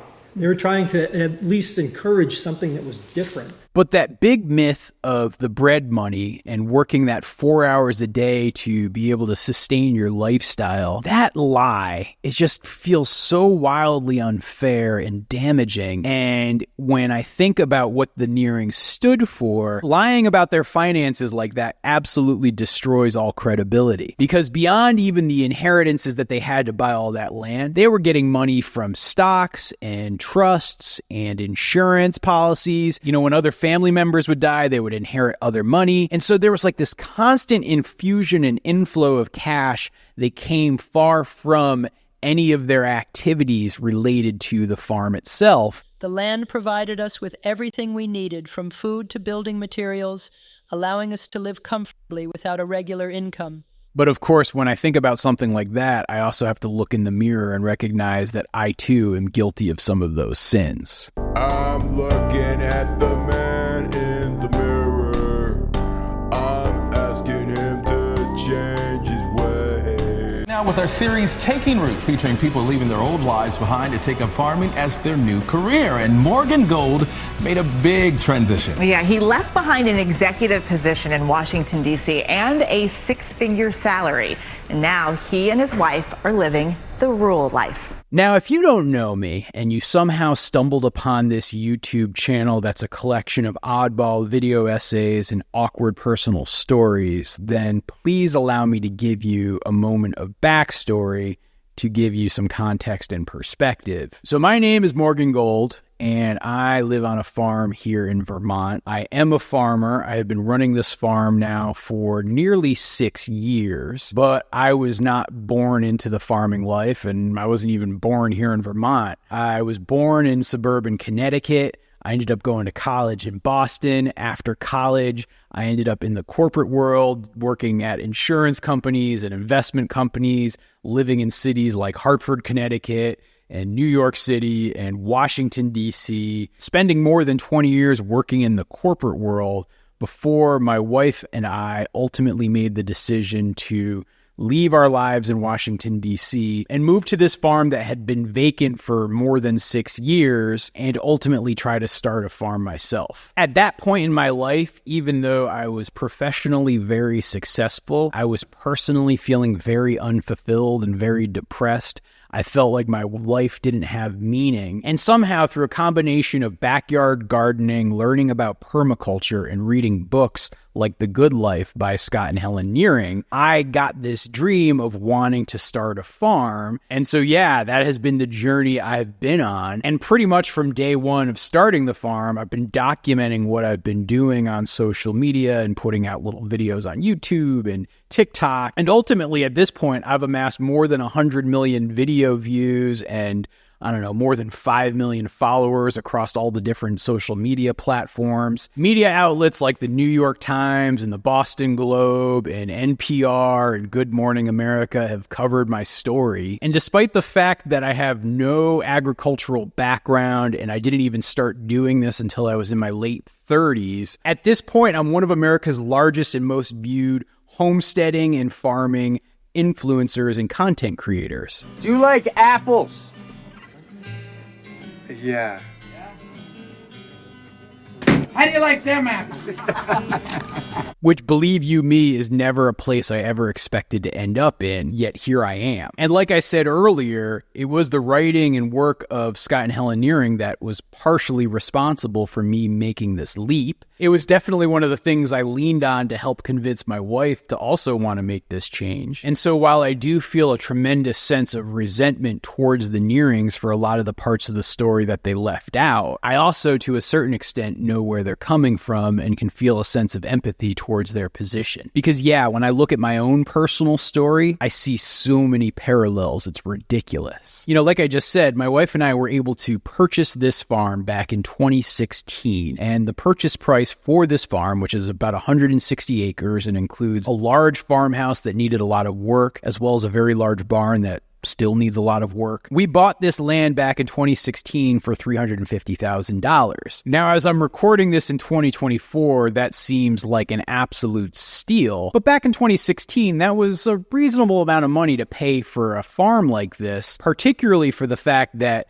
we weren't even living in Vermont at the time, and we were purchasing it with the intention of, I don't know, maybe making it somewhere that we ultimately retire to, and maybe making it a place that we treat as kind of like a vacation home. And when we bought the farm in 2016, we paid cash for it. Like, we didn't take out any loans or anything, just happened to have all of the savings on hand ready to go to make a purchase like that. Now, unlike the Nearings, I don't have family money. I came from a very middle-class background. But because of my career and what I did for work, and then combining that with the fact that I lived well below my means and really saved a lot of money, the idea of making a large cash purchase like that wasn't crazy. And then after that, we probably sunk like another $200,000 into the house to make it inhabitable. We've also invested in the property, building fencing, adding animals. We even built this whole cathedral of a barn that I'm sitting in right now. All of that was stuff that I have done, and have done it pretty much almost entirely in cash. And as I've been doing it, I've documented it on social media and shown everybody, hey, here's what I'm doing and here's what it looks like. And believe me, particularly this time of year, it's more than a full-time job for one person to work this entire farm. But as far as annual net income from the farm that I've earned each year, it's never quite cleared $20,000, but it has been profitable. And now for many folks who might watch our videos on YouTube or TikTok, as you see those videos, you might say, wow, look at this guy. He's just out there with a bunch of ducks and a couple cattle,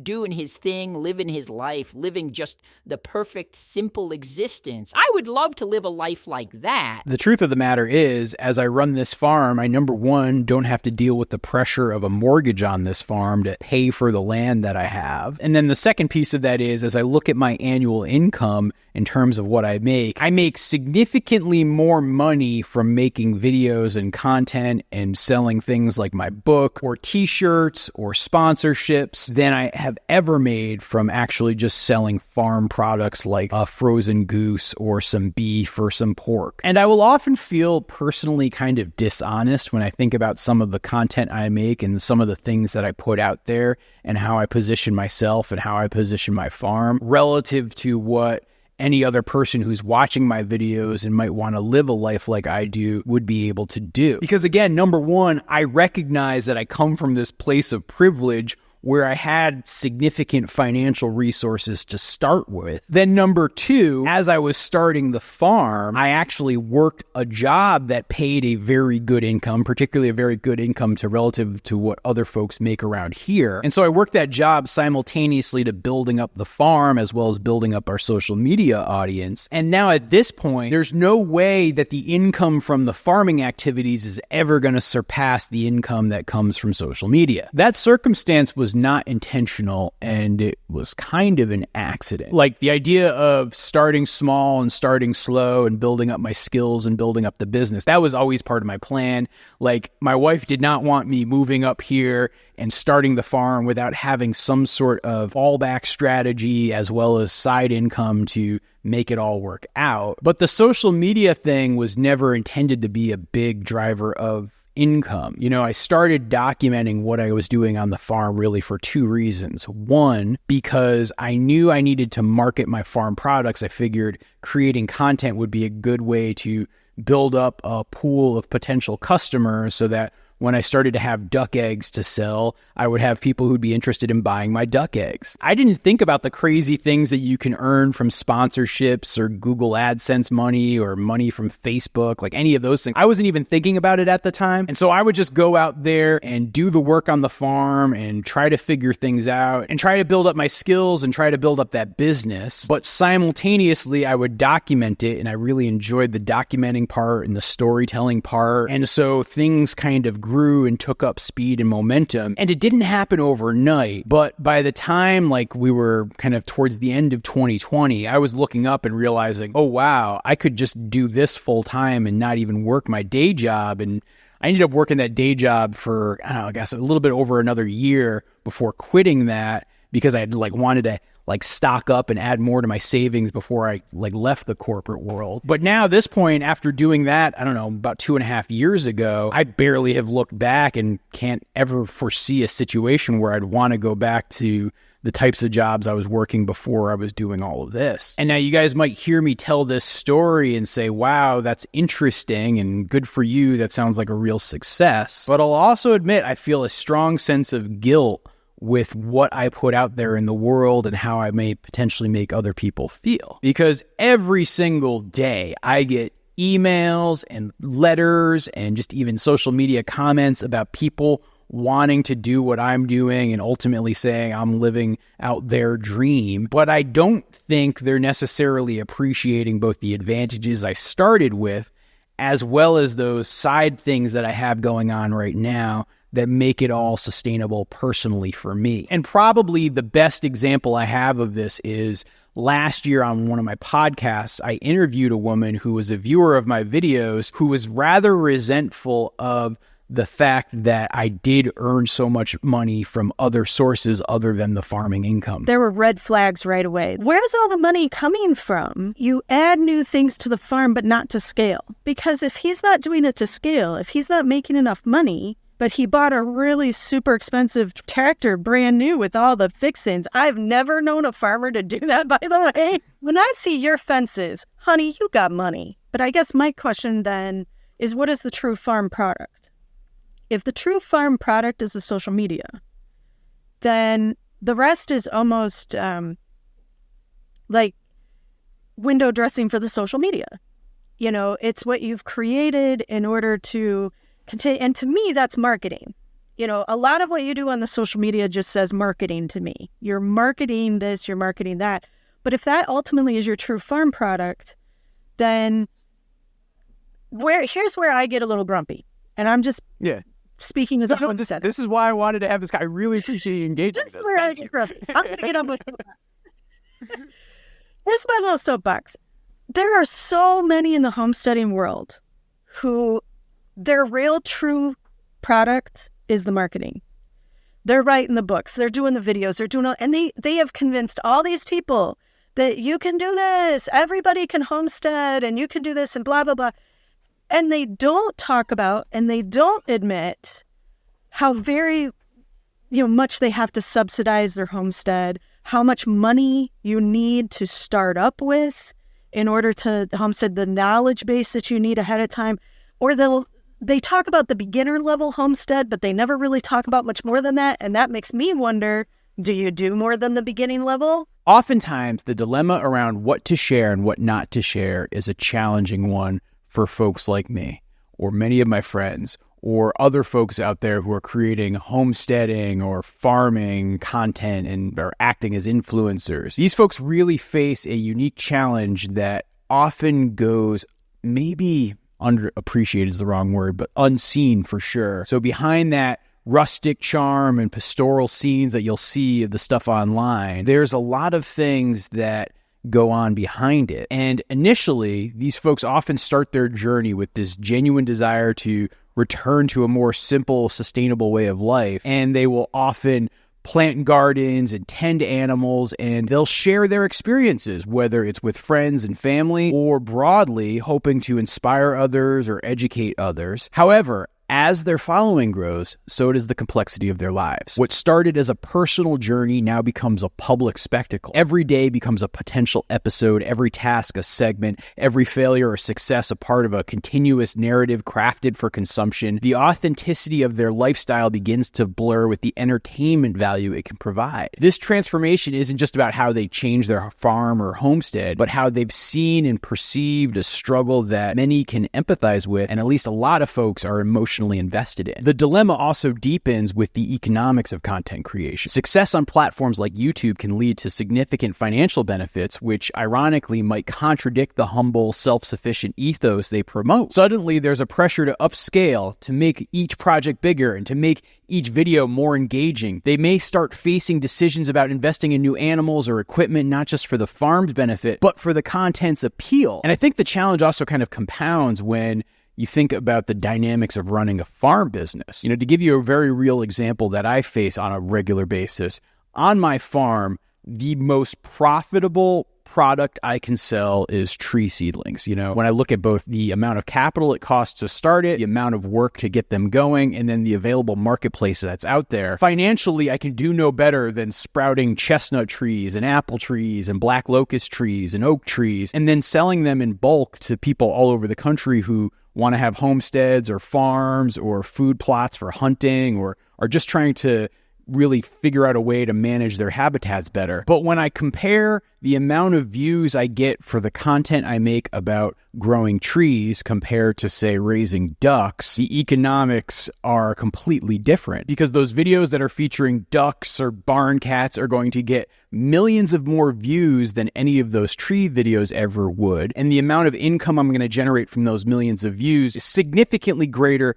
than anything I could generate by selling trees. Like if I were to scale up my farm's tree business by, 10 or 20 times, I still would be making, 1/10, maybe even like 1/15 of what I could make in the same amount of time with videos about ducklings or videos about cats. And so I'm constantly faced with this moral and ethical dilemma that exists around going out there and trying to scale up my farm and grow my farm versus actually managing my business and doing what's most profitable because my farm's so heavily rooted in social media. And while this dilemma can fuel internal conflicts, it also fuels audience backlash. Viewers start with empathy and support, but as the scale grows, they might accuse the creators of selling out or misrepresenting their lifestyle. The comment section can become a battleground where personal attacks are common, complicating the really health of the relationship that the creator has with their community. Moreover, there's this ongoing tension between personal satisfaction and professional demands, like maintaining any long-term relationship. They got to find new ways to keep their content and their farming life engaging and keeping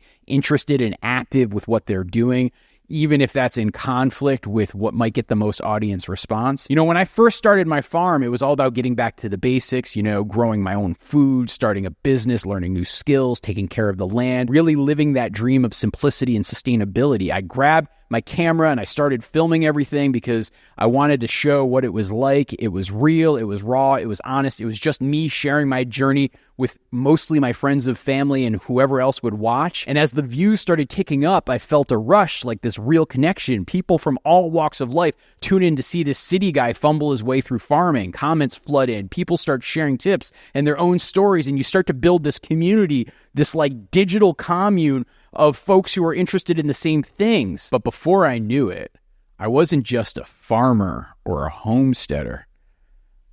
I was something much more despised. I was a content creator. And yeah, the money started coming in too, a little at first, some AdSense revenue, maybe selling some t-shirts or other merch. It was enough to start thinking, maybe bigger and better equipment. I could do things like buy a tractor or build this barn. Eventually things got to be to the point where I could quit my day job and just focus on the farm full time. But with more eyes on me, the stakes get higher too. More content more often, the pressure mounts to keep things interesting. It wasn't just about the farm anymore. I was essentially producing a show. I invested more, not just in tools and animals, but in the way I was telling the story. The line between my life and content begins to blur. Was I doing these things because I wanted to grow the farm, or was I doing these things because I needed to make a video? And when that backlash comes, you start by having some longtime viewers calling you out. They say things like, hey, you sold out. You're not that down-to-earth guy that you pretended to be. You're fake. You're Hollywood. You're all of these things. But the reality is I've been putting out these videos that's me sharing my soul. So criticism like that, it really stings and it really hurts because you're out there pouring your heart into the land and into the channel, and suddenly you're the bad guy? I wrestled with that struggle, and I really tried to find a balance between trying to stay true to myself and my roots and growing my farm and my brand and fighting off a sense of imposter syndrome, but at the same time feeling fulfilled by the life that I was leading. I realized it wasn't just about the farm. It's about ethics and it's about integrity. And if you can strip all of the other stuff away and just focus on, what are your values? What are your ethics? Where is your source and root of integrity? What are the guiding principles you adhere to? I really found that that's actually the most important thing. And oftentimes, as I think about that dilemma that exists for homesteading and farming content creators, the other truth is you're only going to be relatable for so long. If you're any good at what you do, and particularly if you're any good at making videos or pictures or other sorts of content, you're inevitably going to grow. And so you're going to start small, but you're going to build an audience. That audience is going to bring with it revenue. And eventually you're going to get to this point where you're unrelatable. And when you reach that unrelatable point, you've got to confront this fact that you either need to be authentic and be honest with your audience and show what you really have going on, or you are going to have to mask that and keep it all on the down low and pretend like you're not making tens of thousands of dollars a month from people watching your videos. And for me personally, I've actually tried to do that. Even though I don't disclose exactly how much I make, I'm very clear that I definitely make more money from videos than I do from farming. But I have other friends out there, and I'm not going to call them out by name, but they make similar types of videos to me talking about their farms, and they will actually pretend like they don't have these resources behind them. I know one who just says, "Oh, I don't spend any of that money I make from YouTube. I just kind of sock it away for my retirement, and I really try to live off of my farm." But knowing what that person makes on a monthly basis from views, just even a ballpark based on what I get for a CPM, I can say with confidence that that is total bullshit. Abby, stop.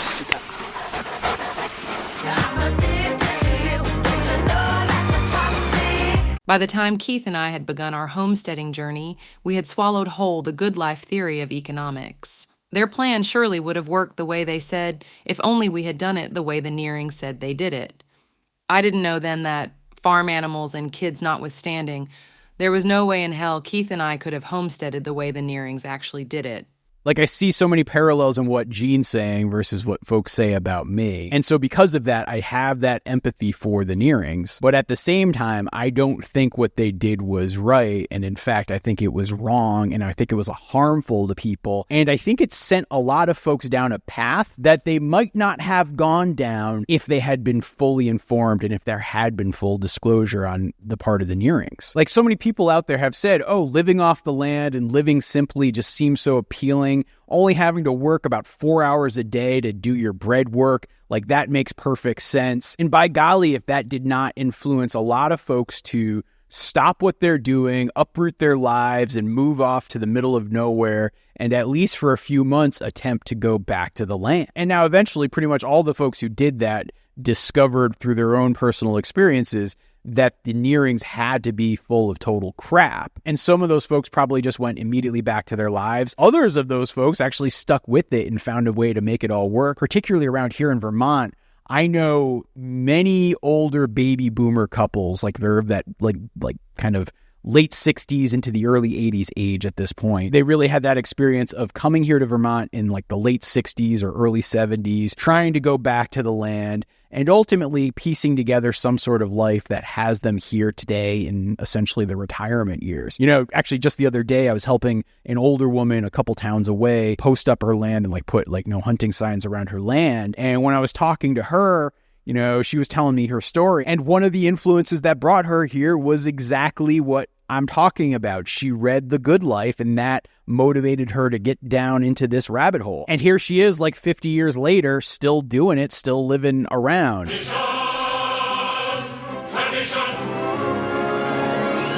Now, one topic that has been popping up a lot lately for the Chronically Online is the topic of Tradwives. A tradwife is just short for traditional wife, and it is a homemaker, and she cooks, she cleans, she takes care of the home and the children if there are any, and The online world gave it the term tradwife for short. Now, being neither trad nor wife has me sometimes reluctant to comment on this situation. Tradwives also believe that they should submit to their husbands and serve their husbands and family, and that triggers people. And while I'll personally say I struggle a little bit with seeing how some of their choices might be the things that I would personally choose, I'm also very willing to say, who the am I to judge? Tradwives just believe that they are here as women for a different role, equally as important though.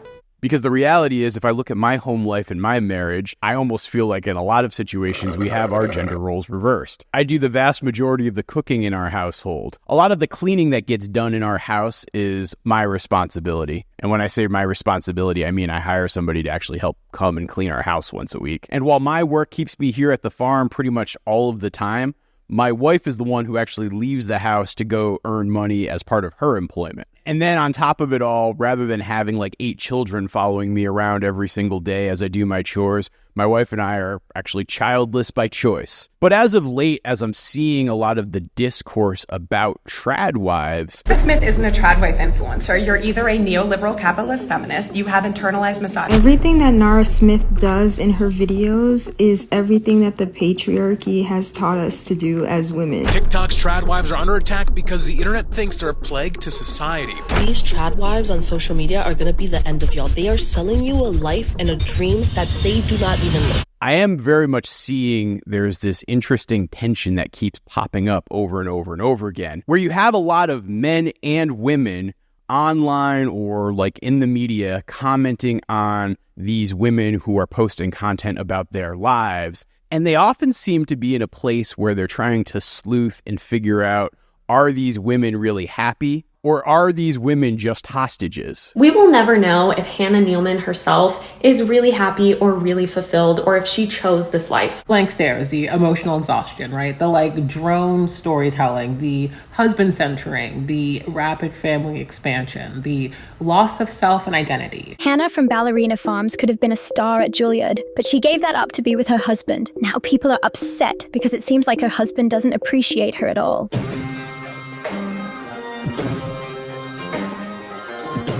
You know, probably the most noted and commented upon example of this is Hannah Nealman from Ballerina Farms. You know, Hannah was a Juilliard-trained ballerina, and her husband, Daniel, actually is the son of the founder of JetBlue, as well as a guy who's been running like several other airlines. And so these folks are rich. I'm not talking about getting a good job out of college and then working a career for 20 years so that you've earned a fair amount of money and have savings like me, rich. But I am talking about generational wealth. Everything's operated out of trust, and there's just crazy amounts of dollars sitting as resources to support you kind of rich. For folks who are living paycheck to paycheck and struggling to get by on a daily basis, that distinction might not matter at all. But believe you me, there is a difference. Now, a lot of the criticism I've seen in both online debates and discussion, as well as articles and thought pieces written about Ballerina Farms and Hannah specifically, is that it's one of those situations where she seems really unhappy.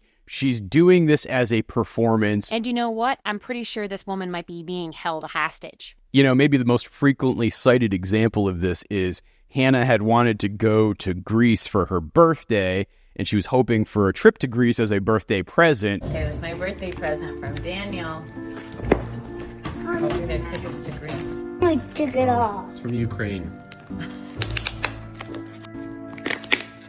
So, plane tickets. Ooh, a hat I can wear in Greece. It's not a hat. It's not? Oh, my A-game friend! That's the best. You're welcome. Thanks, honey. Instead of the trip to Greece, she wanted for her birthday. He gave her an apron. Yes, just an apron. And the way he gave it to her, he just said, "You're welcome," before she could even react. Everyone who saw this thinks it's not right. They think Hannah should leave and live her dreams. What do you think? Should she go?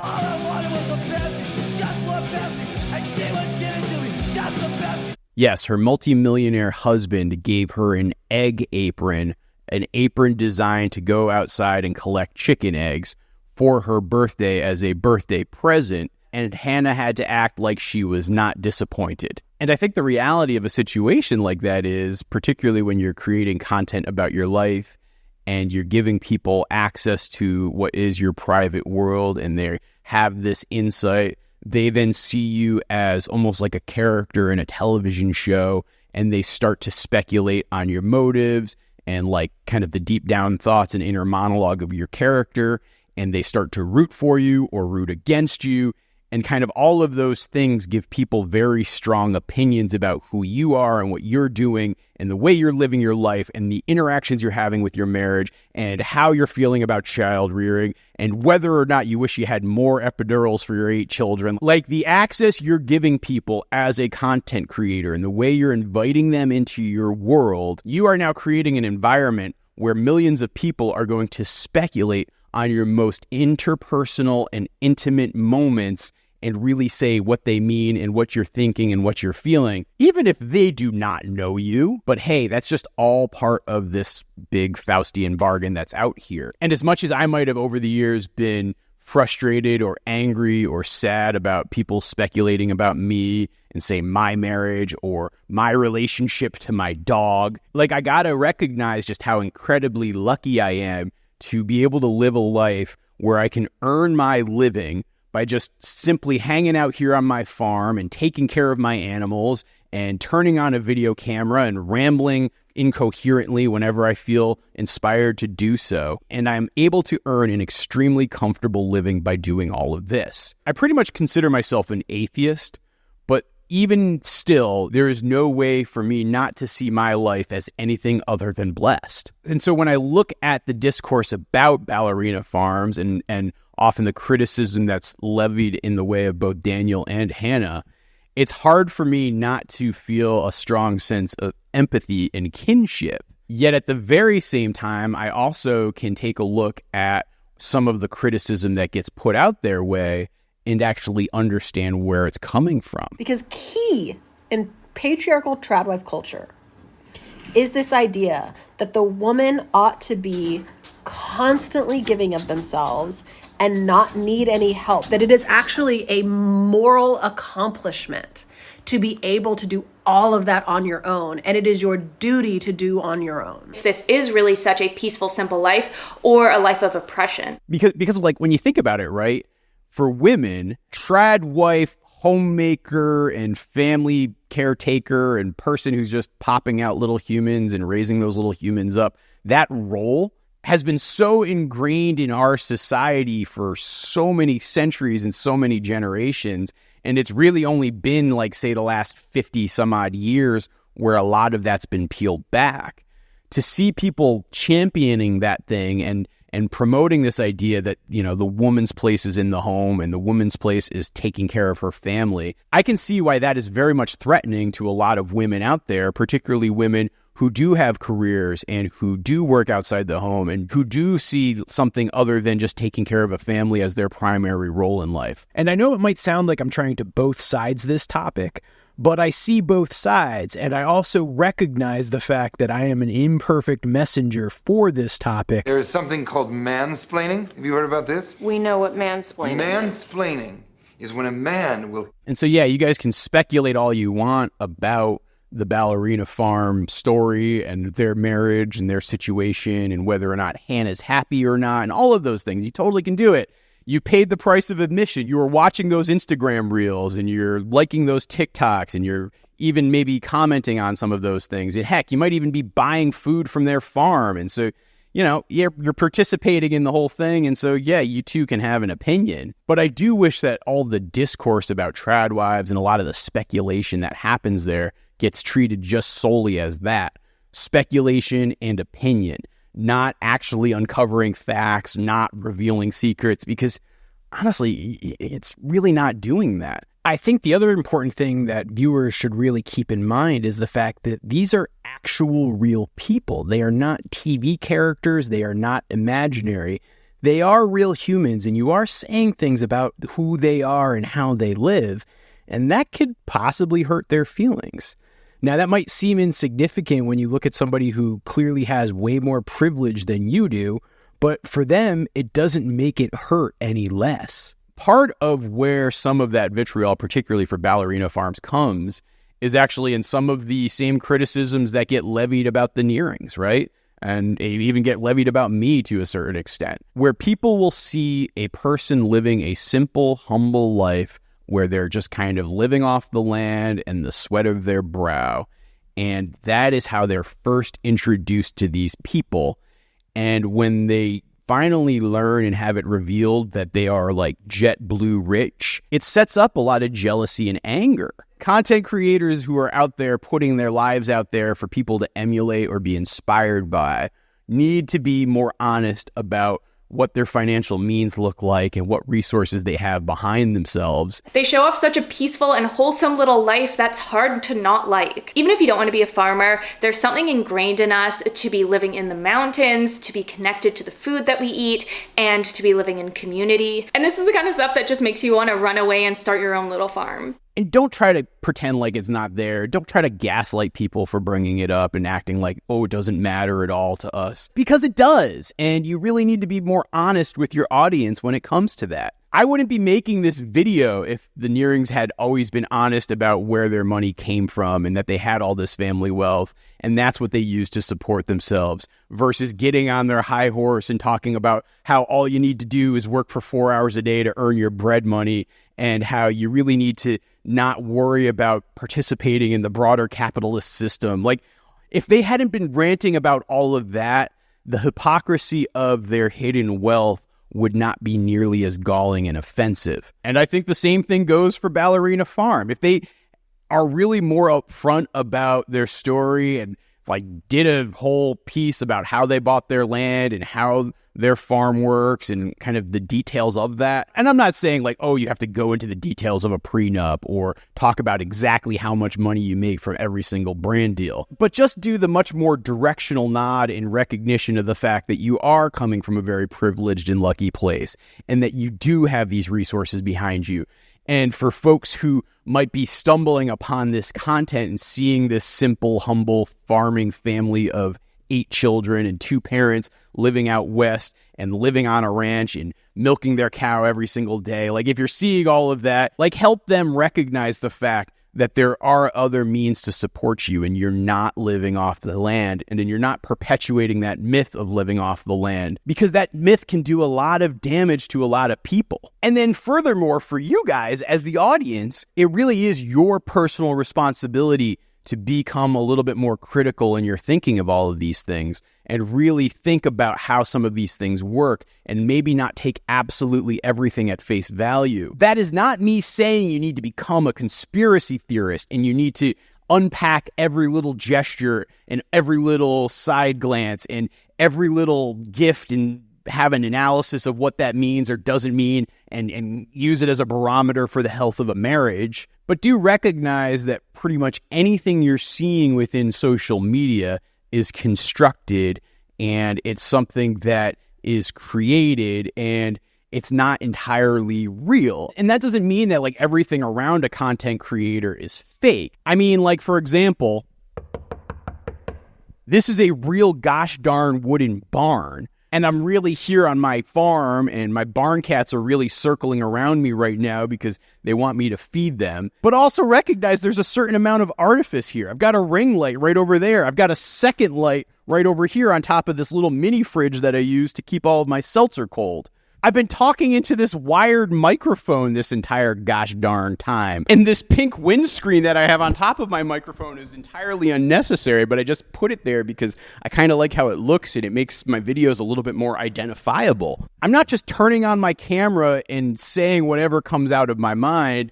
I sat up last night writing out a script and an outline for all of the things I wanted to be able to say. This video or any other video you're going to see in social media is actually artificial too, in that it's edited, and after the fact, I'm going to look at all the things I said and say, ooh, I should say that, or I shouldn't say this, or I liked that take, and that take was actually pretty much garbage. And as long as it took me to write and record this entire video, it's probably taking me about 10 or 15 times as long to edit it and do all the animation and find all the little cut-ins and clips that I'm including in this video. So when I go outside and go to do my farm chores, how is that too anything but an artificial construct? And while I personally used to feel a lot of shame behind all of this, and feel like it made me a fraud or it made me inauthentic. These days I've come to accept it much, much more because I'm realizing that as I make these videos and as I put out any of my content, it's not just content in the sludgy internet goop, like, doesn't matter what they watch, they just need something to watch type of statement. Like this right here is my art. I hardly think I'm the first to point out that the vast preponderance of artists are, shall we say, physiologically deficient in some way. This land is your land, and this land is my land. Is it actually possible to live off the land? Can, in this day and age, in the 21st century, a person or a couple of people just find a little quiet spot in a little piece of land and not have to deal with the outside world and not have to work an outside job and just simply make enough of an income to support themselves and sustain their lifestyle while growing most of their own food and truly living back to the land? Like, is that even something remotely possible?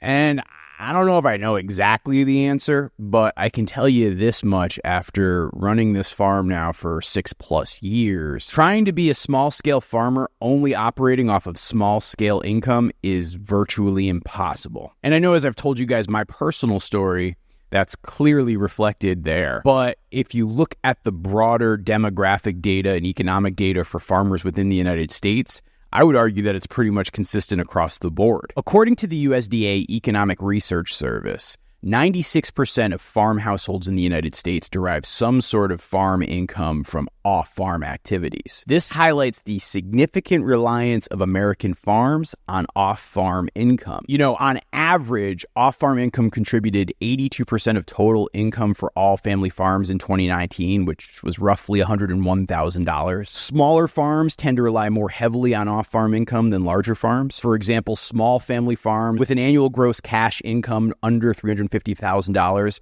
derive more than half of their total household income from off-farm income. For most farm households, earned income like wages, salaries, and non-farm business income made up the majority of that off-farm income. That high percentage of 96% really shows you that most farms rely on off-farm income. And now I know some folks are going to say, oh, but you're just including all the hobby farms, and those larger farms aren't the ones who are going to be taking that off-farm income.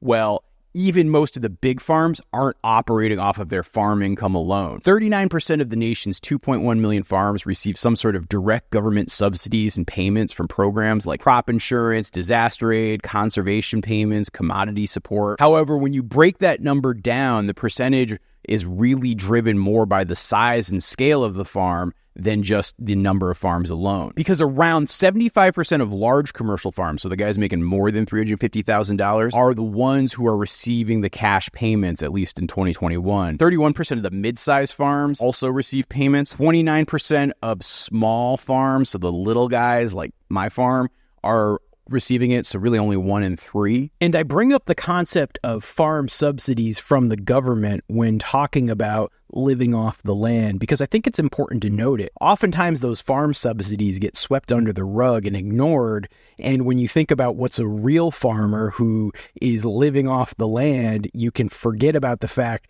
that they're actually getting a good chunk of their income from the U.S. taxpayer. You know, so much can be made for a social media influencer who is supporting and subsidizing their farm by using ad revenue, but I don't think we talk enough about the actual farm operations and the large businesses that are getting hefty checks from the generous U.S. taxpayer. So while only around 39% of all farms get subsidies, it's the large commercial operations that are the ones that are getting more than 75% of those subsidies. And in fact, the top 10% of recipients collected a total of 79% of the total subsidies over the last 25 years. And the top 1% of farms received 27% of total farm subsidies over that same time period. So the idea that any farmer is just solely living off the land and living off the products that they produce, and that's how they're getting their income. I feel like that's a grand myth in the scheme of things. And so that grand myth of people not necessarily living off the land goes from everything from the tiny little homestead with some chickens and a couple of goats, all the way up to a massive mega farm with thousands of acres of land. Part of why folks like me are so frequently saying that our food system is broken is because when you look at how difficult it is to earn your living just solely off the sweat of your brow and the products that your farm produces, it does make you wonder and make you scratch your head.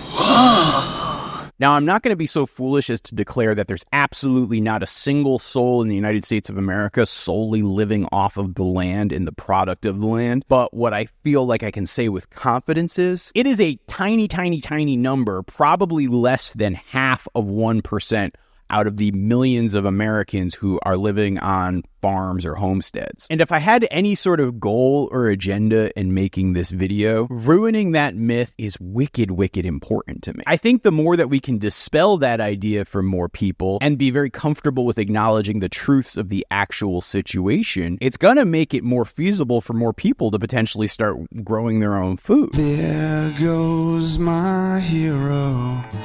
So often it's the examples and myths of folks who are living off of the land or at least producing some of their own food that are the things that are going to inspire other folks.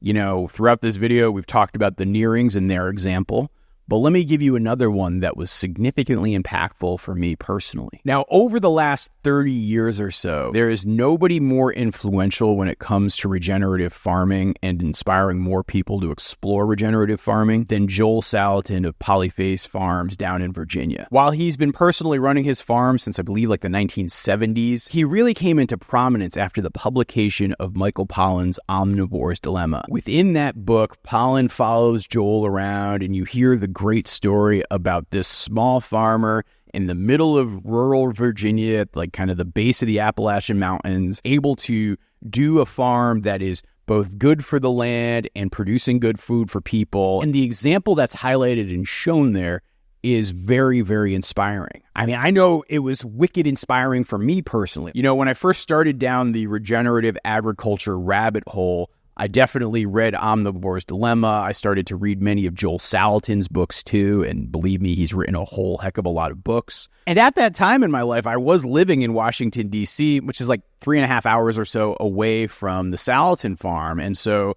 I got motivated one day to book a ticket on these lunatic farm tours that Joel offers and go down to the farm and see what's going on. And, you know, I decided to get there wicked early that day and showed up, and you know, there wasn't really anybody there just yet, but Joel was like working on his sawmill cutting boards, and I kind of went up to him and got a conversation going and like was chatting about what he does with the farm and how he's doing the lumber and how he uses that for so many of the build projects on his farm. And it was so cool, and it was so inspiring to me and so motivating to me that I'm pretty sure it was like shortly after that conversation and that visit that I was just telling my wife, you know, I really think I want to actually start a farm, like a real deal, honest to goodness farm. And at the time, as I was thinking about my farm's business model, doing something very similar to what Joel was doing was a huge part of my motivation. And to this very day, there's lots of things that Joel teaches that I practice here on my farm. Everything from some of the methods that I'm using with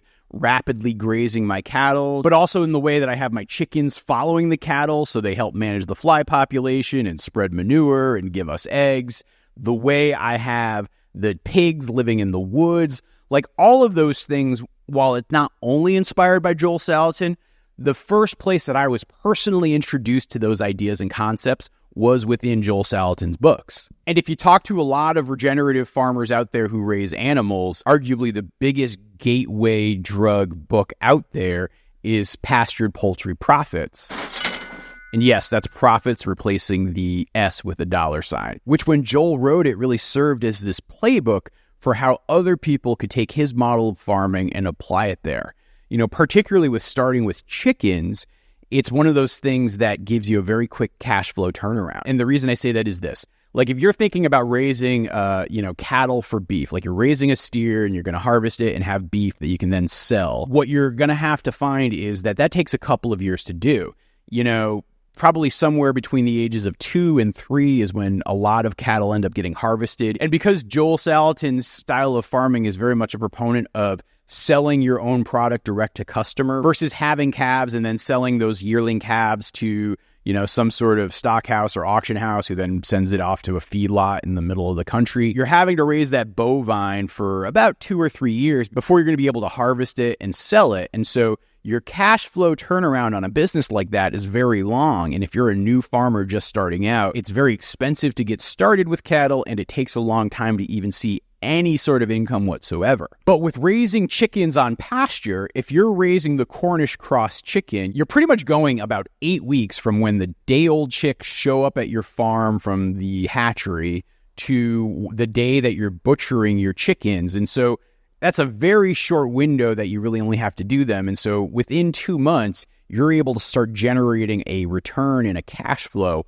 off of your initial investment in raising these chickens. And so Joel is a huge proponent of starting with those chickens.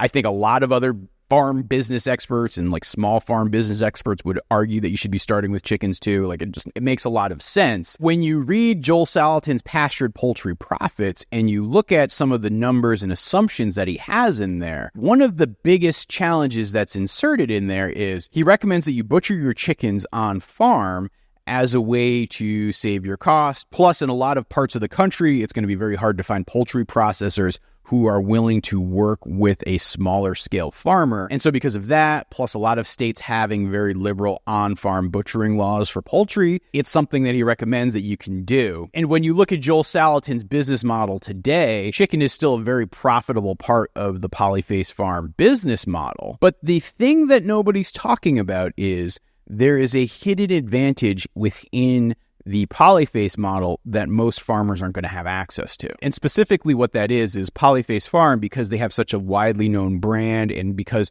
so many people who ultimately want to get into regenerative farming are inspired by Joel Salatin's story. They have a massive intern program, meaning, folks who want to learn how to farm will go work for them for a little while. And while they're doing that, they're learning and seeing kind of firsthand how that farm runs and operates. And they get this like tiny little stipend to cover their costs, but by no means is that going to be enough money to support you even for those couple of months that you're not working some other job, because a Polyface Farm internship is many, many hours a week in the middle of nowhere, Virginia. So you're basically putting your life on hold to do that internship. Now, when you look at that practice, though, you'll see that there is an inherent advantage baked into that model. The labor cost, like the amount of labor you put into chicken per unit produced, is way more than it is for beef. And you do still have to slaughter the chickens. Like Joel is not, he's not exempt from economics. His chicken slaughterhouse is low cost because it's run by interns who he pays like 60 cents an hour. So yes, Joel Salatin's chicken operation is profitable, but when you as the farmer are doing all of your butchering yourself, number one, you're going to be limited by how much you can scale up. And number two, you're not necessarily going to be able to pay yourself back a reasonable living wage based solely on what you're going to have to do from a labor perspective for processing all of those chickens. And actually on a related note, here on my farm, I don't do a lot of chickens for meat, but one of the main enterprises that we traditionally have is raising geese for meat. The reason I opted for geese is because with chickens, your biggest cost that you're going to have as an input is going to be paying for the feed to get those chickens larger. That eats into your profit margin. But I opted to raise geese because geese operate more like cattle or sheep where they graze. And so pretty much after like week 5 or so, I let my geese live on pasture, and as they're living out on pasture, I'm able to raise a bird that's, just a little bit smaller than a turkey, charge a premium for that bird, and I don't have as much feed costs baked into it. And so I found it to be a little bit more of an economically sustainable proposition. Of course, the downside to that is the labor for processing geese absolutely sucks. It's so much harder to pluck and clean a goose than it is a chicken. And so actually one of the things I'm even personally evaluating right now with my farm is that an enterprise I need to keep going, because I wonder just truly how profitable it all is at the end of the day. Plus, another distinction that I'll make is, for the majority of the time working on my farm, I've really tried to keep the farm at a scale where it's only me working on the farm. Because of that limits the amount of revenue that my farm will generate. And although I'll hire some friends to help me with butchering the geese in the fall, for the most part, it's labor just on my own back. And when you do the math to break down what's my hourly wage as a farmer, it doesn't look too pretty because I'm at such a small scale. And in fact, if you talk to most farmers, they're going to say there are certain thresholds you have to hit from a revenue perspective to even be able to come close to being able to support yourself. There's a very distinct jump when you go from the homestead where mom or dad is working off farm, has that income, has that insurance, all that stuff, right, to, all right, well, we want to do everything on farm. It's a big jump. You know, you can, whatever size you are at like the homestead, farmstead level, you know, 50,000 a year, 100,000 a year, which is great. If you want this to be your full-time gig, you got to make a jump really fast to something a lot more scaled. If you want to have a full-time income for mom and dad from a farm, you really got to be running $1 million business. And so while Joel Salatin has some unspoken advantages when it comes to his farm business versus other farm businesses, the thing that really bothers me about all of this is the fact that he doesn't really go into that in as much detail. And instead, he really tries to sell folks with his books on a dream of, hey, you just go out there and you can become a farmer and a solo farmer at that, versus saying, hey, you need to be a farmer who scales your operation up to a multi-person farm. In his defense, he will usually often say that you do need to have a farm operation that is more than just you if you want it to be sustainable. But I don't think that's often the dream he's selling, particularly when you look at the marketing of things like the very lucrative courses that he's offering these days, where particularly the main selling point is things like financial independence. You know, I once was told that the easiest way to make a small fortune farming is to start with a large fortune. And so I'm very dubious about a lot of the marketing claims you see for the course materials for these Joel Salatin courses that are out there now. 2020 has been like Y2K on steroids. We don't know how all these things are going to play out. But if you look back through human history, you see cycles of crises and catastrophes, and the American civilization will not be immune. At some point, you need to come out of fear and build castles in the sky, dream. Join me through this journey and let us together be successful as we heal our land, heal our families, heal our communities. Rush delivery available. Call and order right now. So again, I ask you the question, what does it take to actually live off the land? Going back to our friends, the Nearings, when they were living in Vermont, their kind of cash crop and source of income, they always cited the maple syrup production as that main activity. But when they moved to the coast of Maine, they had to change things up, and they actually made blueberries their cash crop. And before Bill Travis knew it, he was covered with 5 pies worth of used blueberries. When they first moved there, they took 2-year-old blueberry plants, about, I don't know, it was like 225 of them or so, and planted them initially. And then according to what they wrote in Continuing the Good Life, in 1957, we picked 5.5 quarts. In 1958, 60 quarts. In 1960, 120 quarts.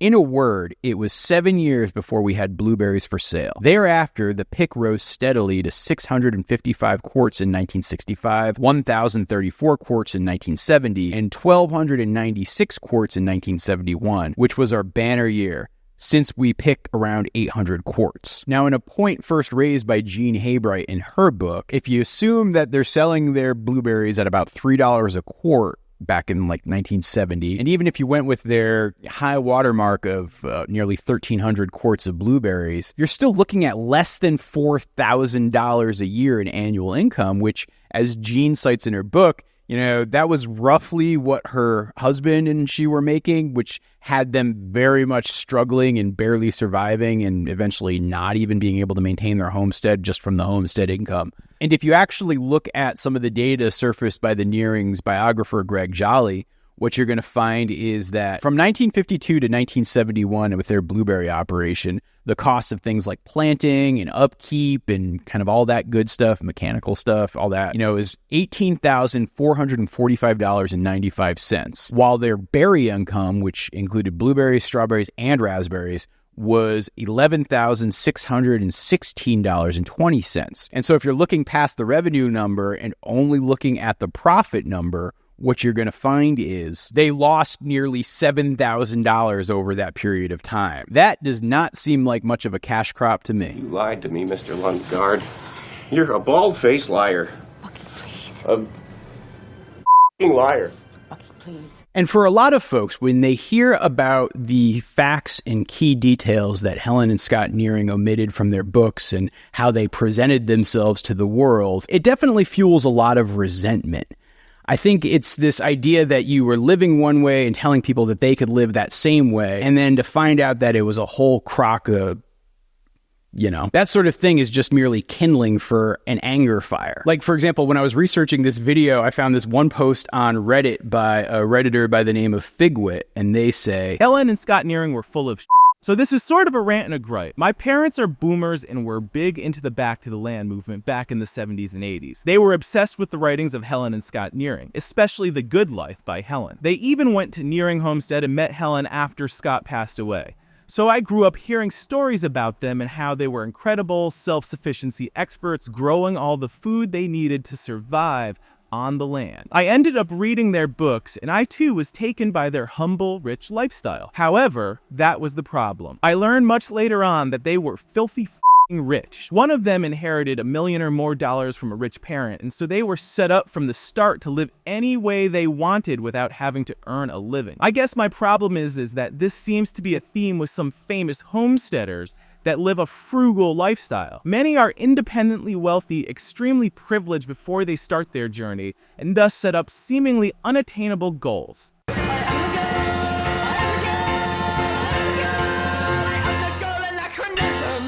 In our modern ultra-connected society, it's often hard not to feel like a helpless little baby. Like you feel like you can't do anything yourself. Like I think about my own personal life when I was living in Washington, D.C., and I wasn't even able to assemble my own IKEA furniture. I mean, I literally had to go online, find somebody to assemble my IKEA furniture for me because I was so inept at doing it myself. And that sense of helplessness is not necessarily a good thing. I mean, yeah, I earned enough money that I could pay somebody else to do it, but if I was forced to have to do it myself, I probably wouldn't have been able to do it, or at least wouldn't have been able to do it to the extent where the end result would be something I'd want as furniture in my house. And so when you think about that sense of helplessness that we as modern folks so often have, and then you think about the hyper-connected nature of our lives where we're constantly online, we constantly are looking at glowing rectangles, where we constantly feel like we're being connected into places far, far, far away from us. The idea of simplifying and streamlining and being able to sit off by yourself on your own, taking care of yourself and the ones that you love, that concept can be wildly appealing. And particularly when you see the uncertainty created by things like the pandemic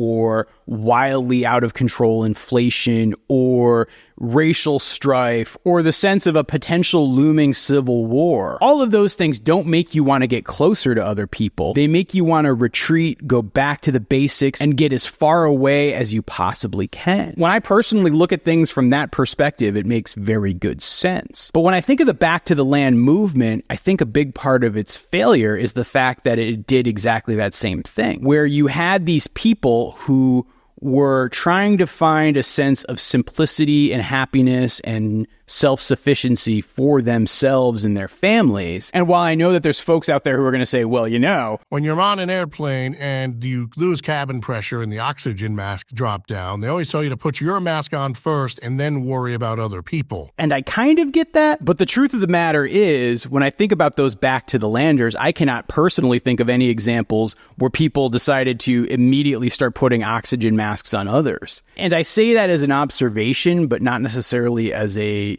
judgment, because I look at myself and my situation. I feel like I personally have a very good situation with my farm and my business, and I'm able to live my day-to-day life doing the things that I love, growing food for my wife and me, as well as being able to sell some of that to the community. And that feels very good and that feels very rewarding. But I also feel like, gosh, I probably could and should be doing much, much, much, much, much more for a lot of other folks out there. But it's hard to do those things because doing those things is often very, very uncomfortable. And that's not meant as an excuse. It's just a statement of reality, and this is definitely something I'm working on with myself. Wanting to go back to a simpler time when things seemed easier and a whole heck of a lot less complicated makes sense. But that retromania, I feel like, also has its drawbacks. In his 2011 book, Retromania, Pop Culture's Addiction to Its Own Past, music critic Simon Reynolds argues that pop culture is obsessed with its own past and has become nostalgic to the point of recreating old styles and music instead of creating new ones. Reynolds traced retromania back to the late 1960s and says that digital advances have increased the amount of retro culture. He also argues that retro revives the past with a forensic precision that prevents creative distortion using video and internet-enhanced documentation, meaning we can experience what it was so clearly, like that the telephone game of, hey, this is what this sort of sounded like 100 years ago, that's not going to exist 100 years from now. We're going to know exactly what it sounds like.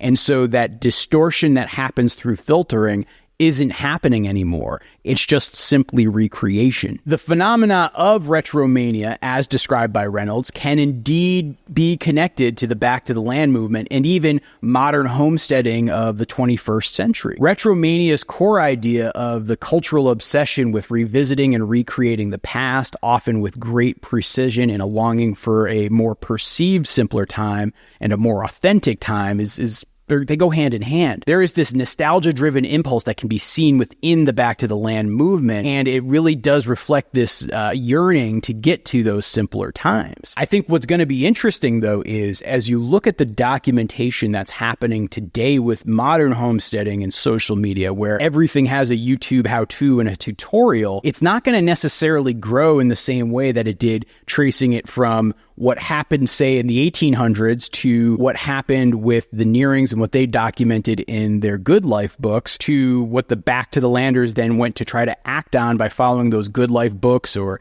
something that they found in the Whole Earth catalog to what it's going to look like today where, yes, somebody like me can pour through the Good Life book to learn how to do certain things, but I can also just go online onto YouTube and get a much clearer, much more crisp view of what things look like. And so I do wonder what that means for the evolution of things going forward. Old-fashioned on purpose is a rallying cry for a less industrial, more intentional life.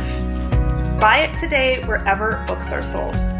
In the 21st century, the modern homesteading movement does echo the same sentiments of movements past, but it's further amplified by all of this digital technology and documentation. Just as retromania involves the meticulous revival of past styles through advanced documentation and digital means, modern homesteaders are using the internet to access those vast amounts of homesteading knowledge. And it really does allow individuals to recreate past lifestyles with an unprecedented level of accuracy. Moreover, the modern homesteading movement also reflects a broader cultural desire to reclaim control and authenticity in an increasingly fast-paced and technologically driven world. Just as retromania suggests a retreat into the comfort of familiar cultural artifacts, modern homesteaders seek solace in the tangible hands-on of working on farming, crafting, and self-sufficiency. This movement is a response to the contemporary anxieties about sustainability, environmental degradation,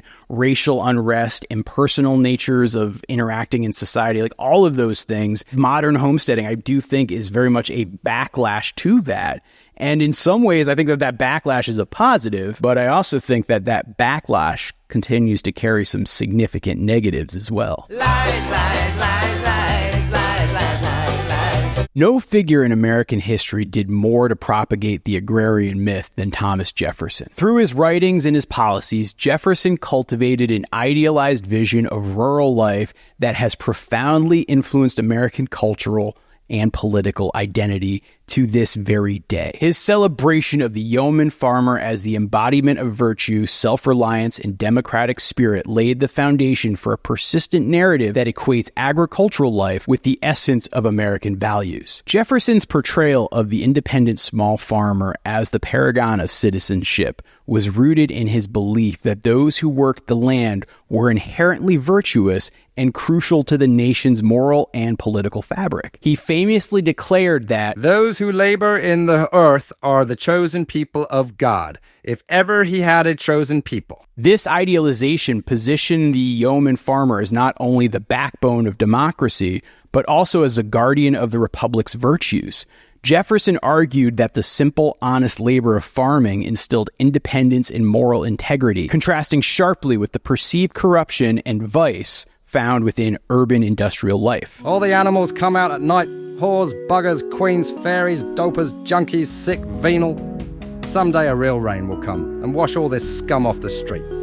For Jefferson, agriculture was more than an economic activity. It was a means of cultivating a virtuous citizenry capable of sustaining a free society. Jefferson's vision extended beyond mere idealization of the farmer. It was deeply interwoven with the democratic ideals. He posited that small landowners would be the most vested in and capable of self-governance, thereby preserving a democratic institution. This conviction made him view urbanization and industrial development with suspicion, seeing them as threats to Republican virtue. Jefferson's preference for an economy rooted in agriculture and the export of raw materials was driven by his belief in the superiority of the agrarian life over the complexities and moral ambiguities that were also found in industrial urban centers. However, Jefferson's advocacy for agrarianism wasn't without its own contradictions. As a wealthy plantation owner dependent on slave labor, Jefferson's own life really contrasted with that of the yeoman that he put up on a pedestal. It kind of gives me Scott Nearing vibes, right? That tension between his idealized vision and his personal reality underscores the myths that are inherent and really shows a whole heck of a lot of selective representation of what actual American agricultural life looked like. Jefferson's vision also entailed westward expansion to provide more land for small farmers, a process that often came at the expense of Native American populations. The agrarian myth that Jefferson so fervently promoted has endured long after his time and shaped America's self-image, influencing political movements such as populism. It continues to resonate to this very day in contemporary debates about rural values and agricultural policy. God looked down on his planned paradise and said, I need a caretaker. I am a So God made a farmer. again. Fight for the rights of every man. You can't turn a blind eye to the fact that the Jeffersonian agrarian ideal glosses over the darker aspects of American agricultural development, including the exploitation and chattel slavery, the rise of industrial farming, and the environmental degradation that it often entails. Plus, you can try to romanticize the Sally Hemings story all you want, but it was still rape. I'd like to take you out for corn cakes sometime. All right. What time do you get off work? Never. I gave a horseshoe. Now I see the importance of history. Ironically, while the Back to the Land movement has strong ties to hippies and leftist movements, there are also some very solid connections between the homesteading movement and far-right extremism and white supremacy. I know, shocker, right? In the aftermath of the Vietnam War, many veterans returned home disillusioned and alienated, feeling betrayed by a government and society that seemed completely unrecognizable compared to the one they had left behind. When I came back 13 months later, it was like coming back to a whole different civilization. It was a real shock to my system. I was spit on, I was cursed, baby killer, and guys throwing their uniforms in the garbage because I just didn't want to be abused. Vietnam veterans faced a uniquely disorienting homecoming experience that played a crucial role in shaping their views and actions in the decades following the war. These veterans left a country that was largely supportive of its military efforts abroad, believing in the righteousness of the American cause in the Cold War depths. But when the veterans returned home, things had changed dramatically. The reality of the war in Vietnam, its brutal guerrilla warfare, the unclear objectives, and the ambiguous enemy, all of this eroded a narrative, and the veterans endured extreme conditions, witnessed atrocities, and participated in conflict that increasingly lacked justification. The physical and psychological toll of fighting in such a war and the isolation felt by their commanders and government deepened their disillusionment. Upon returning to the United States, these veterans encountered a society in the midst of a significant transformation. The civil rights movement, women's liberation, a burgeoning counterculture had really reshaped social and political life. The anti-war movement marked a stark contrast to the relatively unified patriotic sentiment that had characterized earlier conflicts like World War II. Many veterans felt alienated by anti-war protesters who, in their view, failed to differentiate between the policy failures of the government and the honor of the soldiers who fought it. The soldiers don't make the war. We don't make foreign policy. It's your politicians that do. This alienation was compounded by the lack of recognition for their service and their sacrifice. There were no victory parades or heroes' welcomes for most of the returning from Vietnam. Only a society seemed eager to move past the war. This profound sense of betrayal and isolation made some veterans susceptible to extremist ideologies that promised camaraderie, a sense of purpose, and a community that valued their military skills and understood their disillusionment. The results of that is America! Go out the gate and see what the results is. Did you forget?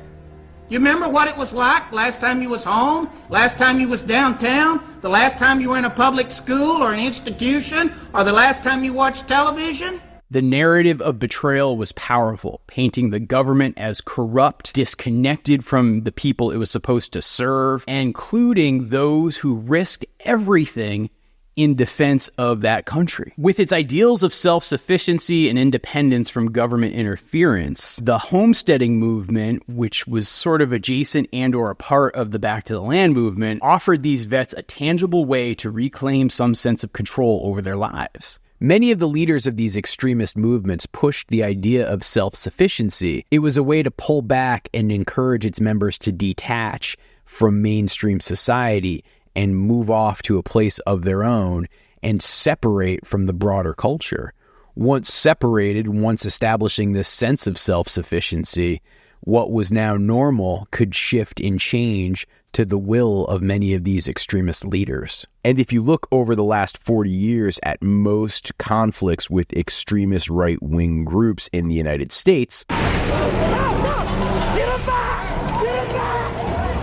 there has often been a homestead or agricultural connection, whether it be Waco or Ruby Ridge or the Bundy family. You call yourself an American? These are Americans. These are God-fearing people. Thus, the homesteads became more than retreats from modern society. They transformed into symbols against a perceived, overreaching government and a culture that no longer reflected their values. For some, this resistance took on a racial and cultural dimension, too. We, the white race, lost the war.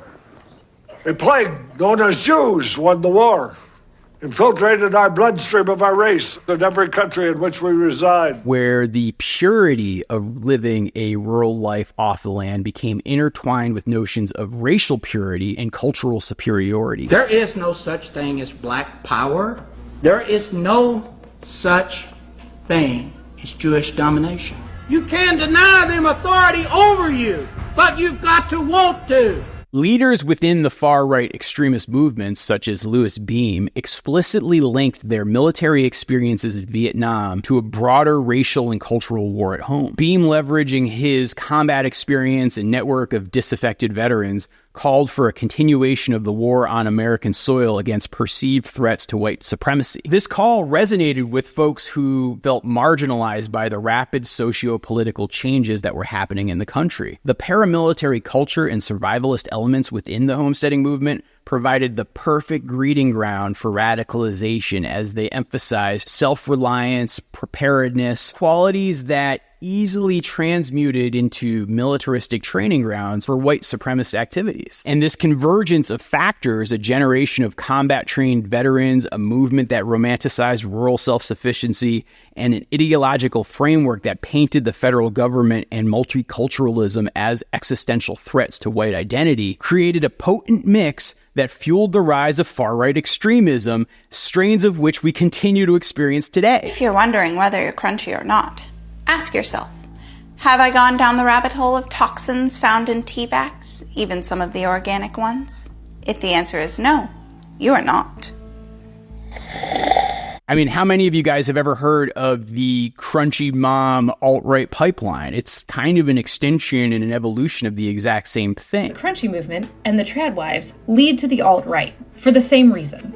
It's a general distrust of modernity. These are all things that make somebody skeptical of what is going on now and want to harken back to a simpler time. But when a healthy dose of skepticism and a healthy dose of wanting to do the best for your family makes you question unquestionable things, like vaccines and racial equality, harkening back to a good old day can also bring you to a place of extreme white supremacy. And that's the pipeline that everybody's talking about. They work with Hollywood and the Zionists, yeah, I said it, And they make these masks, okay, to fool you.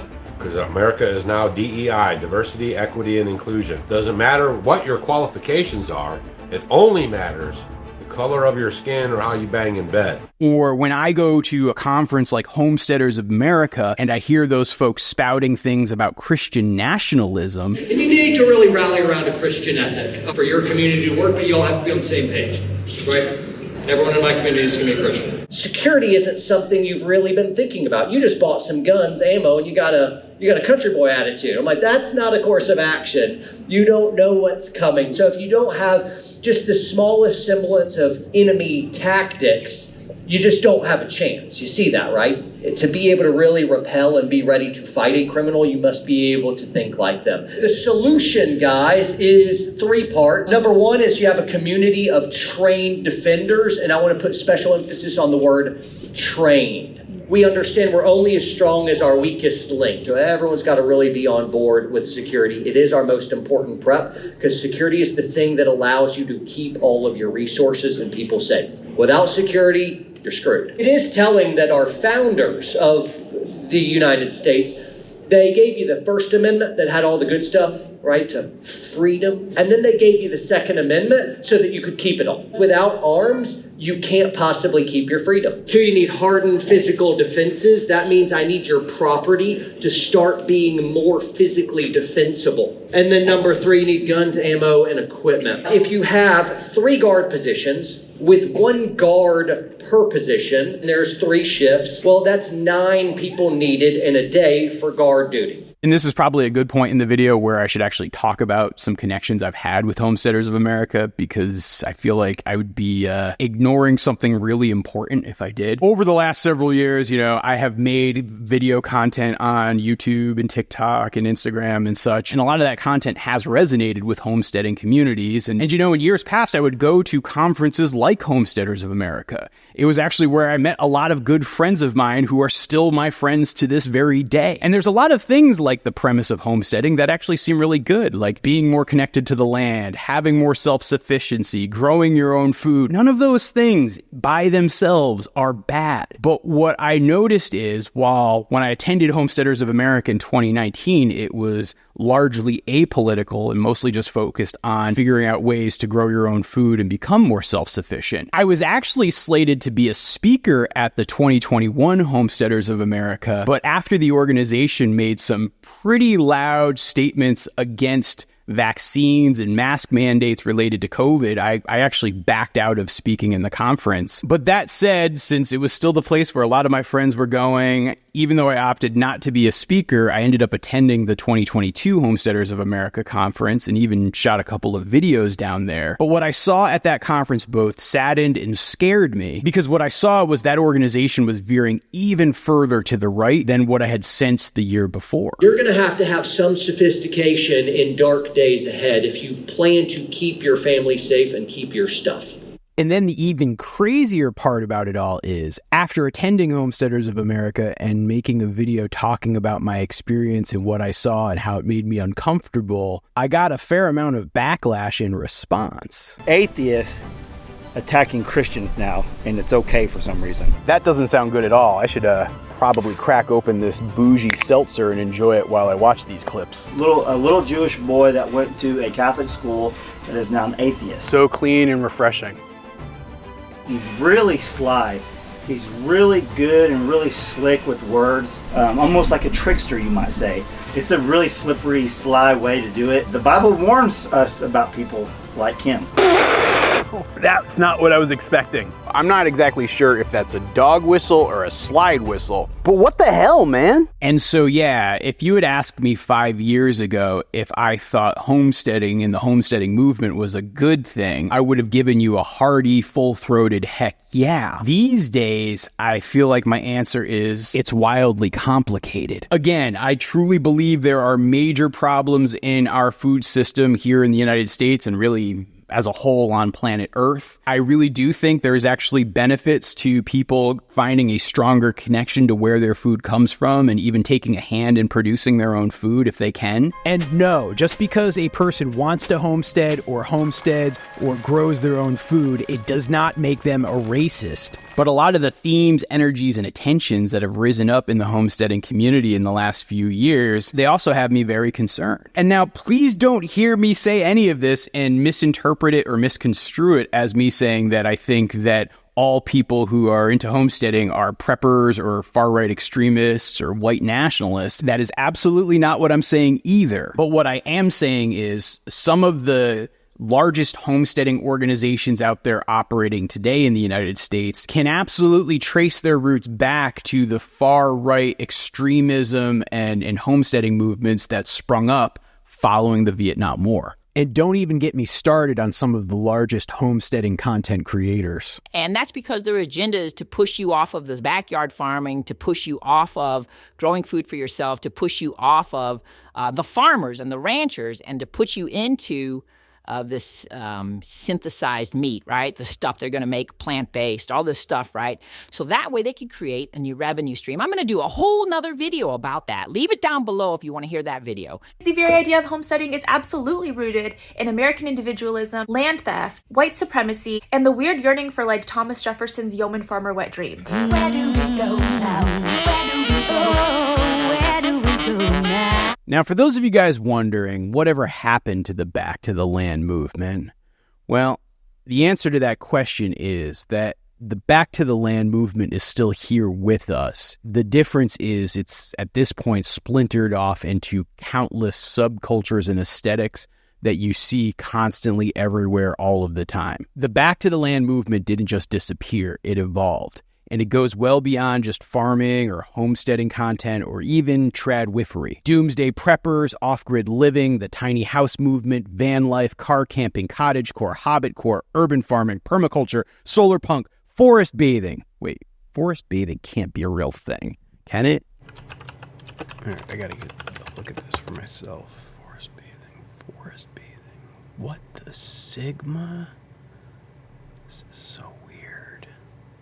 Today we're going to talk about using forest bathing to boost your immune system.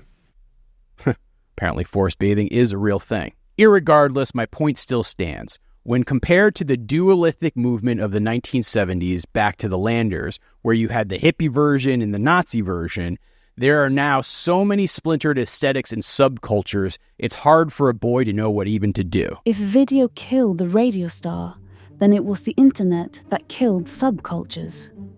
In the same way that social media provides an immediate entry point to different societal groups, it also homogenizes.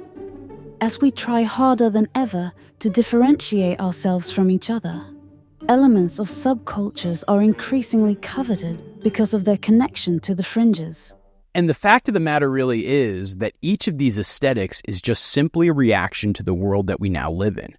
Much like the Back to the Landers were this reaction to post-World War II consumerism mixed with social upheaval and the Vietnam War, the modern-day aesthetics are really just a response to the world we're now occupying today. Take cottagecore, for example. It's all about simplicity and nature and coziness and nostalgia.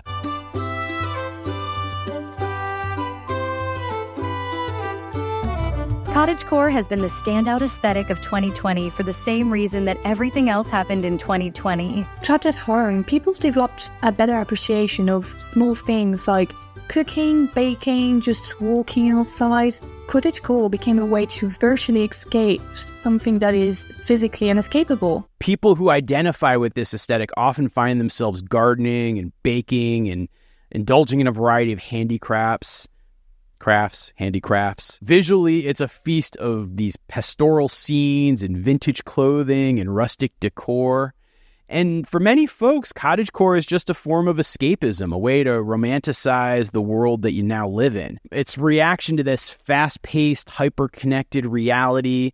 And, you know, for many, it's really kind of nice to just slow down and appreciate the simple things. Believe me, it's really nice to slow down and appreciate the simple things. It's something I've really spent way too much of my life not knowing, but have learned in the last few years, and it has made me infinitely happier. Then we have the doomsday preppers. We are 9 meals away from anarchy. Prepare for possible World War III, depression. So don't think this isn't going to happen. 10 things that you need to be stockpiling now before it's too late. Stop telling people what your preps are. Should we be worried that we're on some kind of watch list? There's a lot of strange things going on right now. And they are going to choke you out.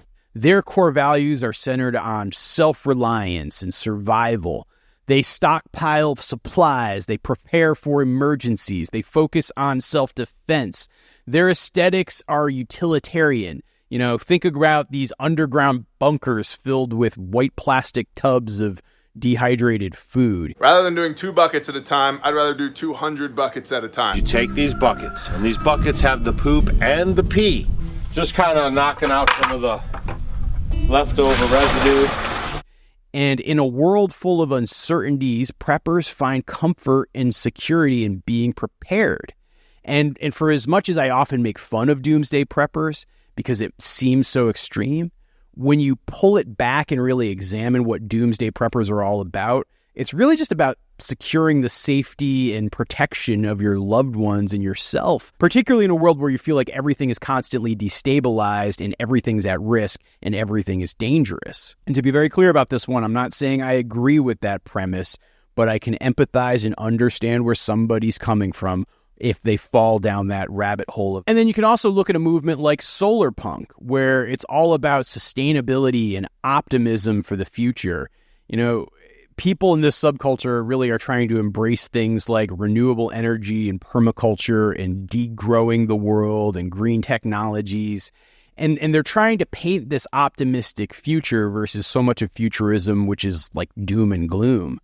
And solar punk is essentially just an aesthetic that's embodying the anxiety and fear that many people have about living on a planet that is actually dying. Because in case you guys didn't know it or not, we are living on a planet that is actually dying. And then think about van lifers, right? They're only van lifers because they like freedom and the fact that the rent is too goddamn high. Each of these movements and aesthetics is just simply a further evolution of some of the ideas that existed with the Back to the Land movement, but they're expanded upon and customized and tailored to the anxieties that many different people face as they're living in this here modern world on planet Earth. And these subcultures do more than just influence individuals who identify them.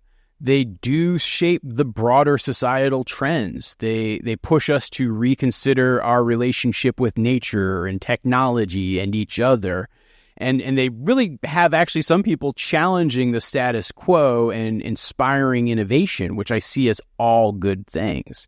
You know, in a world where it can feel so fragmented and we can feel so disconnected, even though we're all connected by glowing rectangles, these movements offer a sense of belonging for people. You know, there's online communities and social media that have made it easier for people to find like-minded folks who have a very specific set of interests and desires and tastes.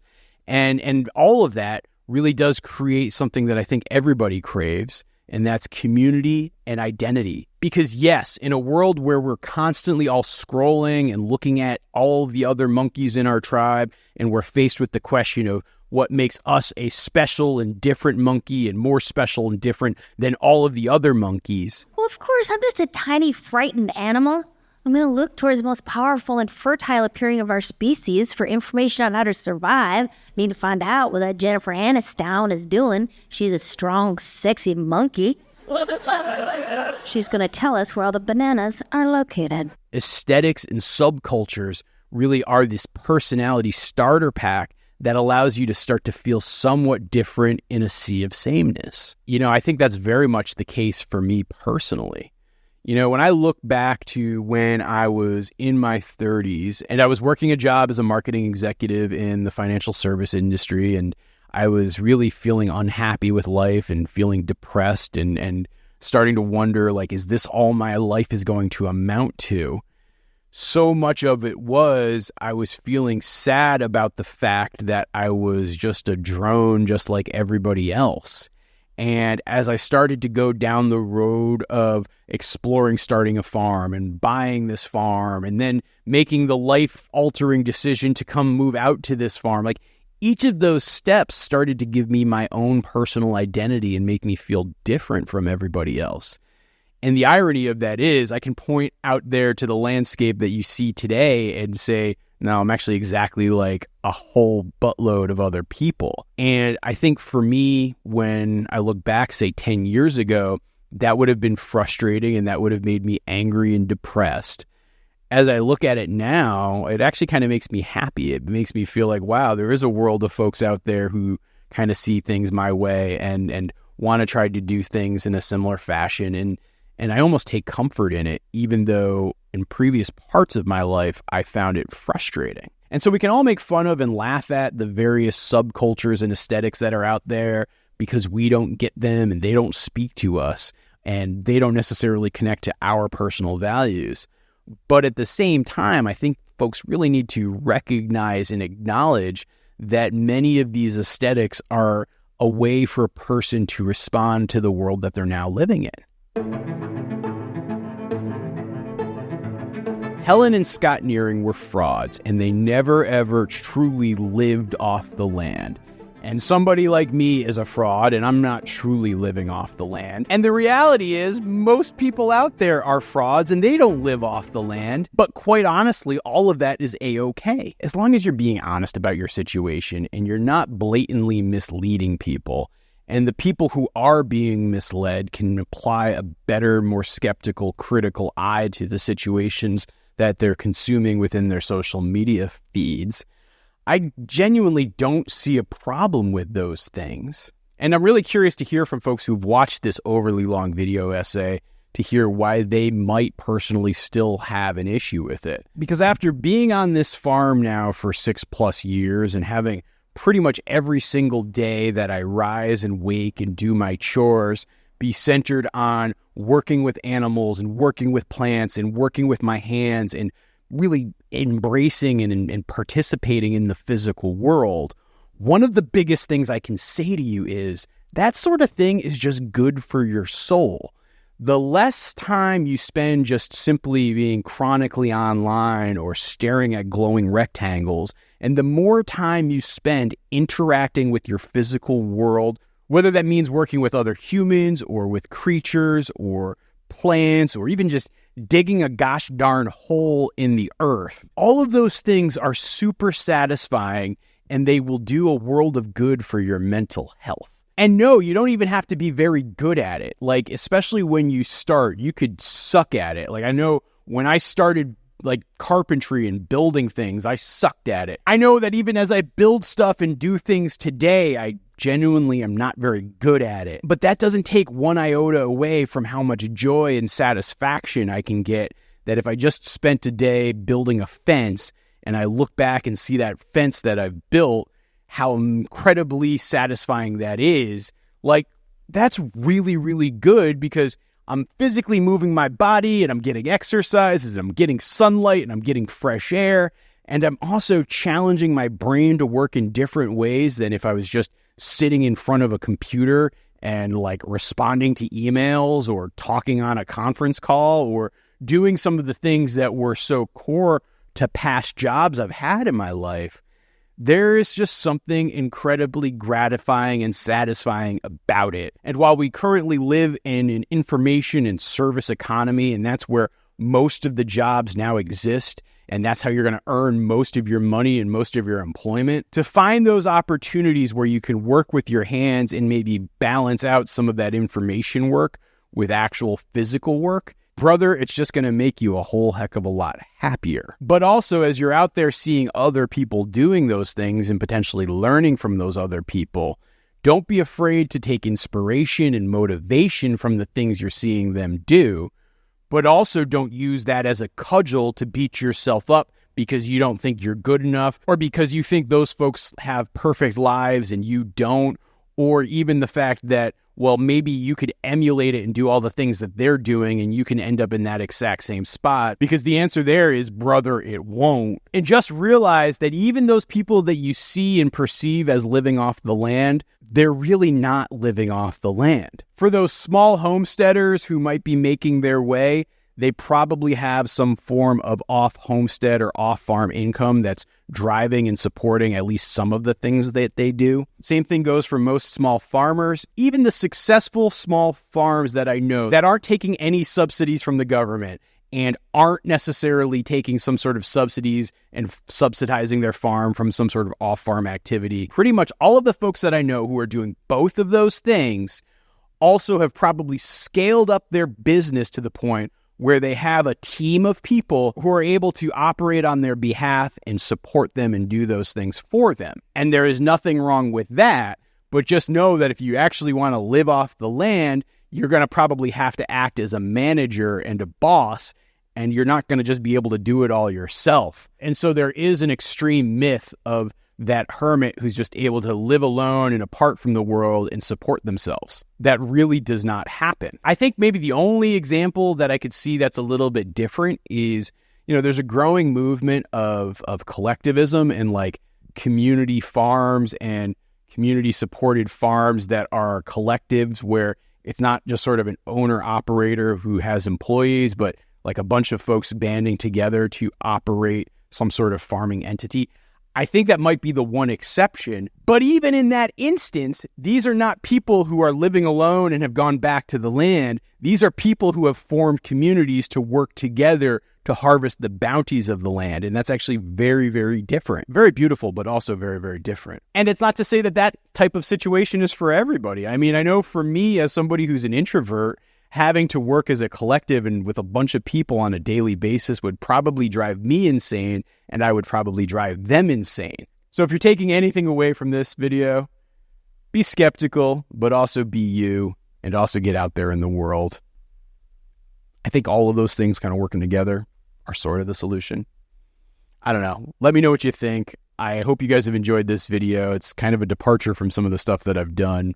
I probably won't do another one like it for a very long time because it's taken me all summer to make this video, but I did have a lot of fun doing it. And thank you to all my friends and family who've helped me as I've been making this, giving me feedback, reacting to clips, having discussions with me, and letting my hyperfixations take over everything I talk to you about, because that's just sometimes how I work. And by the way, don't forget to subscribe and maybe watch this video right here, which you might have some fun watching too.